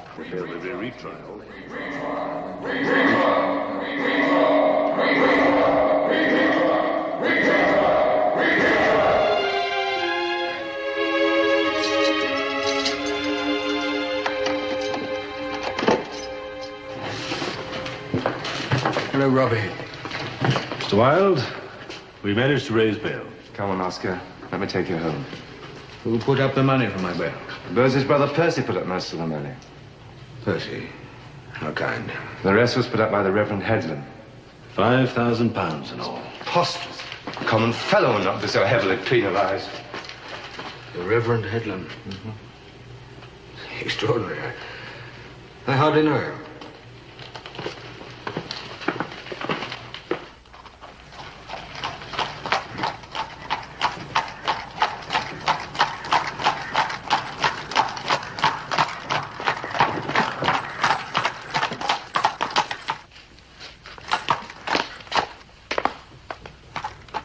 Oscar, let's go to a hotel. No.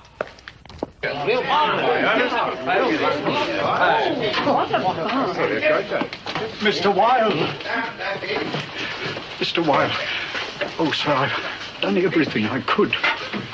Your manuscripts, I've managed to save some of them, but they've been going through the house like vultures, sir. £25 I bid. £25 I bid for this priceless first edition by Walt Whitman, whoever he may be. Now, come along, gentlemen. Do I hear 30? 30, 30, 35, 35, 35. Come along, we haven't got all night.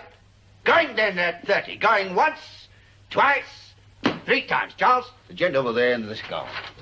Now then. Hello, hello, hello. What have we got here? A painting of the dear boy himself. Very pretty, I'm sure, very pretty. Now, what am I bid for this masterpiece? Do I hear 10 shillings? 10 shillings. 10 shillings I bid. Do I hear £1? £1. £1. £1. £1. Excuse me, ladies and gentlemen. I think we have company. Perhaps His Eminence will bid for this artistic painting. What about 30 bob? Come on, Oscar, haven't you seen enough? No? Well, all right then. Going at a pound. Going. 40 guineas. 40 guineas. Well then, any advance on 40 guineas? All right, sold to his lordship at 40 guineas. Charlie, give the gentleman his painting. 40 guineas. Thank you. What are you going to do with it now you bought it? Hang it in the bathroom.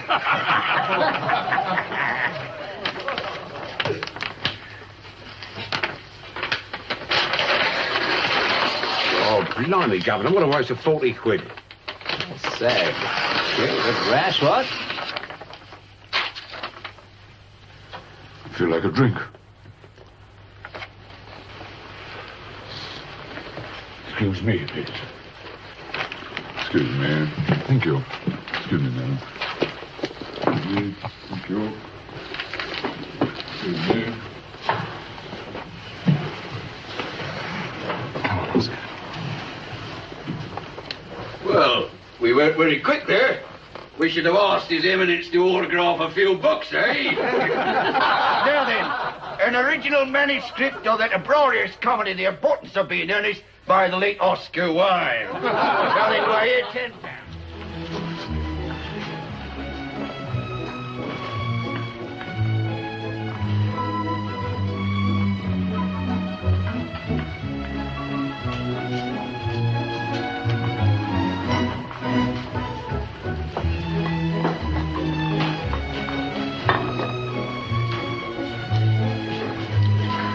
Mr. Wilde. I'm most dreadfully sorry about this, sir, but I'm afraid we must ask you to leave. Ask us to leave? But how dare you come I'm very sorry. Don't you realize that Mr. Wilde's been coming here? Robbie. Let's go.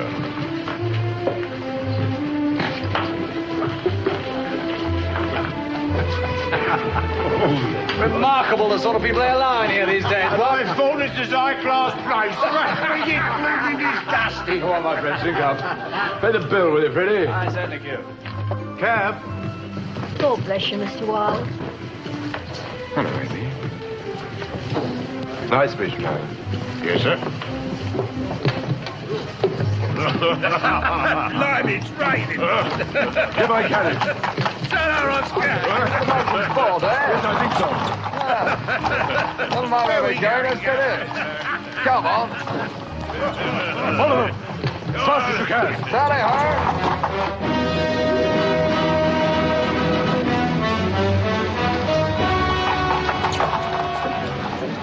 By God, they're following us.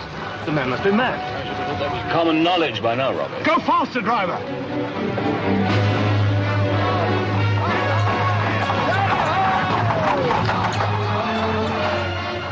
Faster, driver, faster!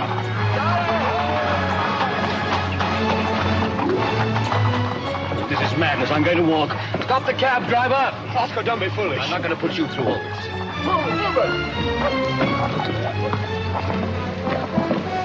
Oscar, where will you be? I'm going to my mother. Right. Carry on, driver.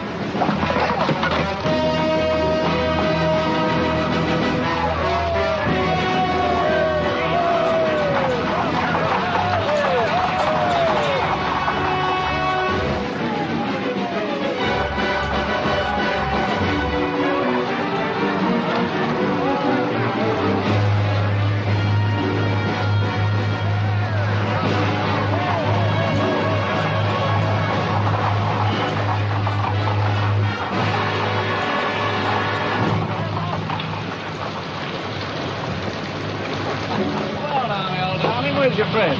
Why are you doing this, Queen? Why are you hounding this man in this way? Have you had your pound of flesh? You know me very well, you, Mr. Ross. I'm not so easily satisfied. That's quite evident. You can tell Wilde that I shall not be happy until I see him under 6 feet of earth. 6 feet of earth, Lord Queensberry, puts us all very much on the same level. I'm not finished with you yet. I shall hound him until his dying day. till his dying day. Let's go to the Savoy. Let's go to the Savoy.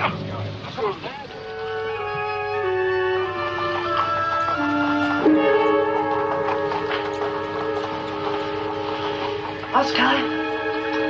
Oscar, is that you? Willie! Dear, darling mother. Yes, what is it? Dearest mother, you know you should have been an actress. I doubt if the great Sarah Bernhardt herself made a more imposing Lady Macbeth. But aren't you just a little premature to wear mourning? Oscar isn't quite dead yet, you know. Crucified. Now, mother, if you're going to go on like this,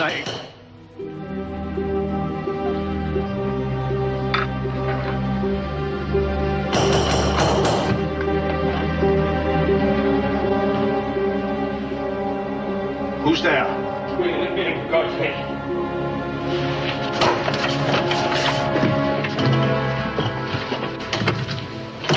Will you let me stay? Let me stay. Or I shall die on the streets.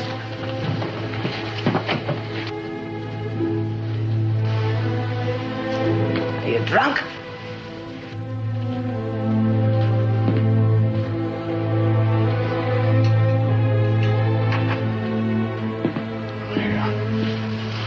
Is this my son? Is this Oscar Wilde? Cringing in the dark like a frightened animal? Oh, mother, for heaven's sake. Stand up, sir.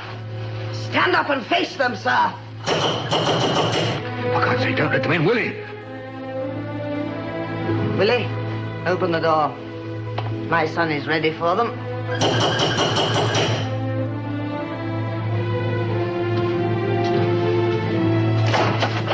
Bobby, thank God you've come. Ada, Robbie wants to become of me. Couldn't you have taken his coat off? He's soaked to the skin. He's ill. He should be in bed. Well, he can't stay here, you know. Well, I mean, it would be awkward. You see, there's been mobs hanging about in the street all day, and if they were to find out he was here, well, there's no knowing what they'd do. My son is not afraid of them. He'll stand up and face them like a true Irish gentleman. I can find him a bed at my house. Come, Oscar. Don't sit up too late, my son. You'll need all the sleep you can get in this terrible time we're all passing through. Come on, Oscar. I'm not thinking of myself, you understand. He is my brother, but it's my mother. She's not very well, and any sudden shock might...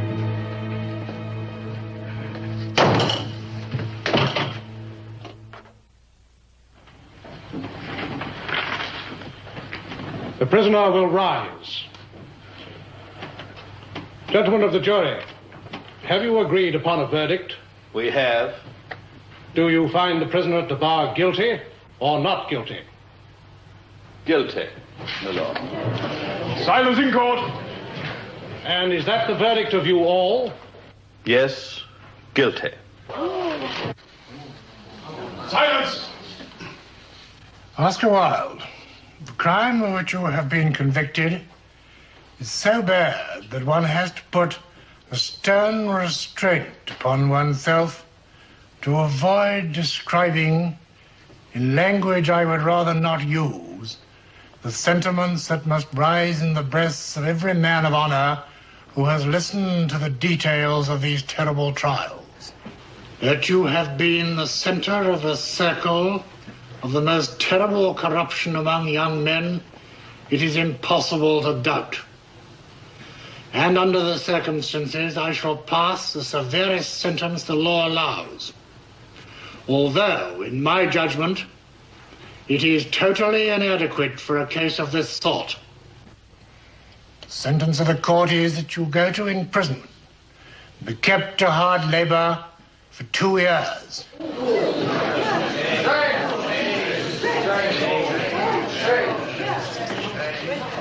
Be upstanding in court. All persons having anything further to do before my lords the Queen's Justices. Come on back. Come on. Keep on.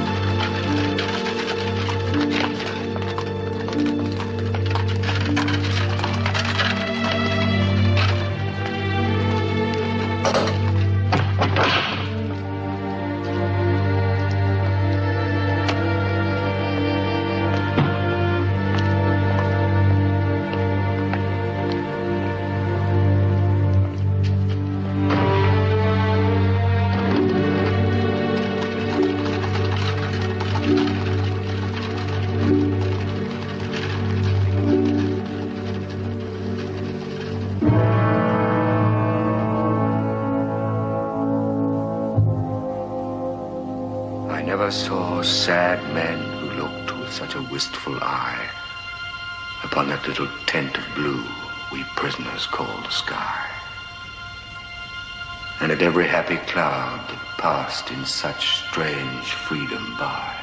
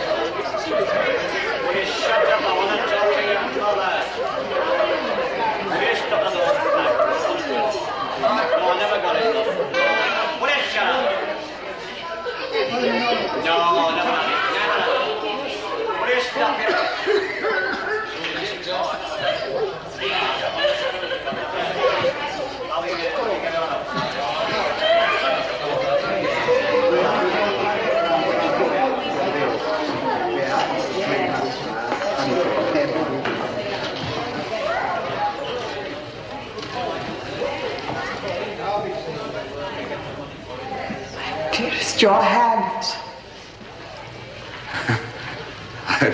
I've never been so idle and worked so hard. Please, my dear, we've so little time. Oh, Constance, I've waited all these months for you to come. I would have come before, Oscar, and I don't know, it's all been so confusing. Why have you come now? I have some bad news for you, Oscar. I didn't want you to hear from anyone else. Your mother. She's dead, Oscar. There was no pain. She passed away in her sleep. I wish I could leave here in that way. No, Oscar, you mustn't say that. You must be patient. It's not patience that's needed here. It's apathy, and apathy is the most pitiable of vices. Constance, I don't think I can survive another year of this. Oh, my dear. It's only the thought of the children that keeps me alive in these terrible months of waiting. How are they?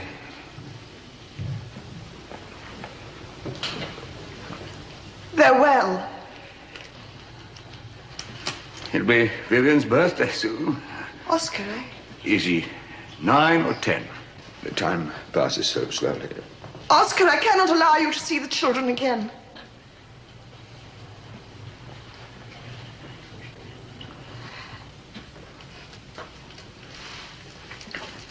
I'm only trying to do what I think is right. I've thought and thought about it, and I...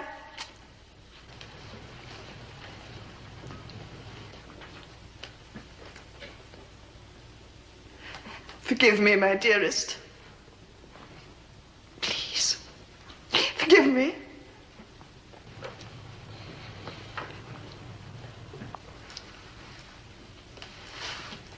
Oscar.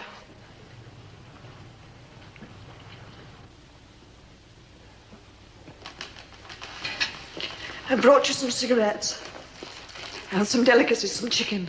I don't know what the food must be like.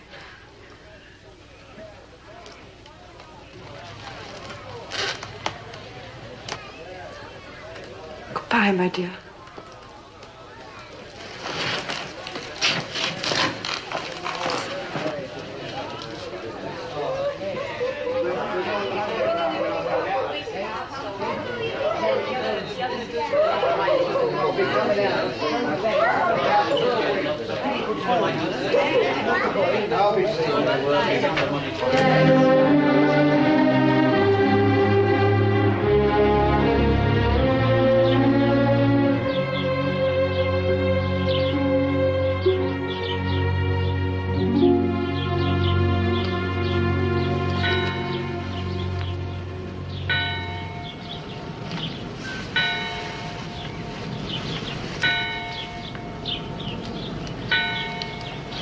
Will you have time to catch the boat train? If we hurry.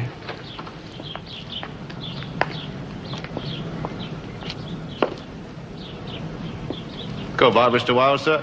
Goodbye, Dick. Thank you.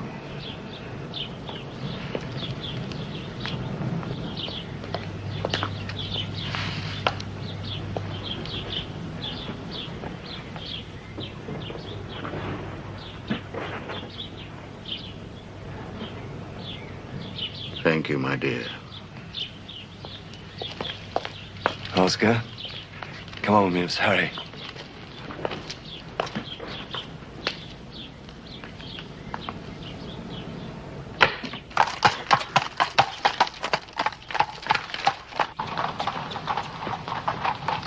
You look well, Oscar.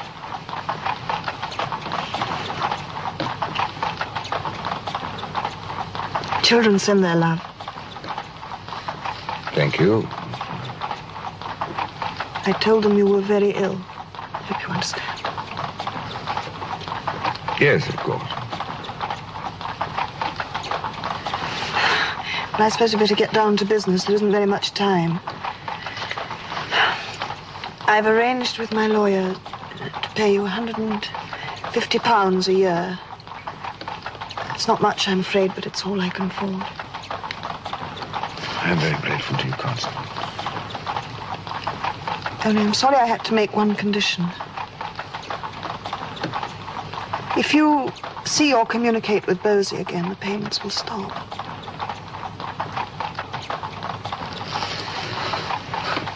Yes, I understand. I know that may sound harsh, but I promise you I'm doing it to help you.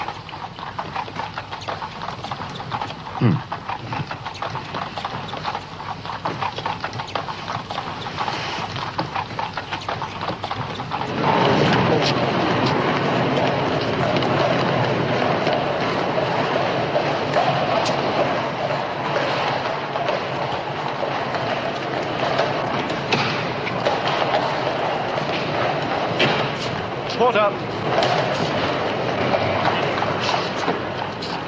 Boat Fraser? Yeah.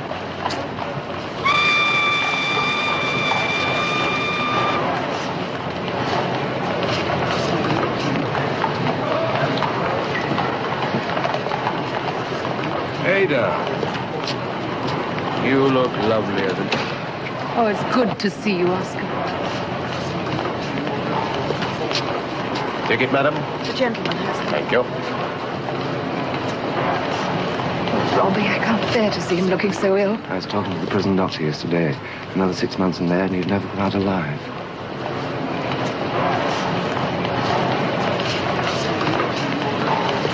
Constance, I want you to remember this. I've always loved you and I always will. You talk as if you're going to get well again.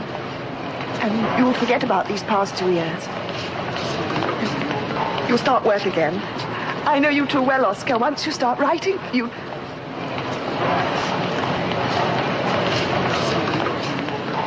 Ada, don't be so depressed on my behalf. What better reward for one's sins than to be exiled to Paris, where no doubt I shall die as I've lived, beyond my means. What a gorgeous hat. Oh, Oscar. Goodbye, my dear. Take care of the children.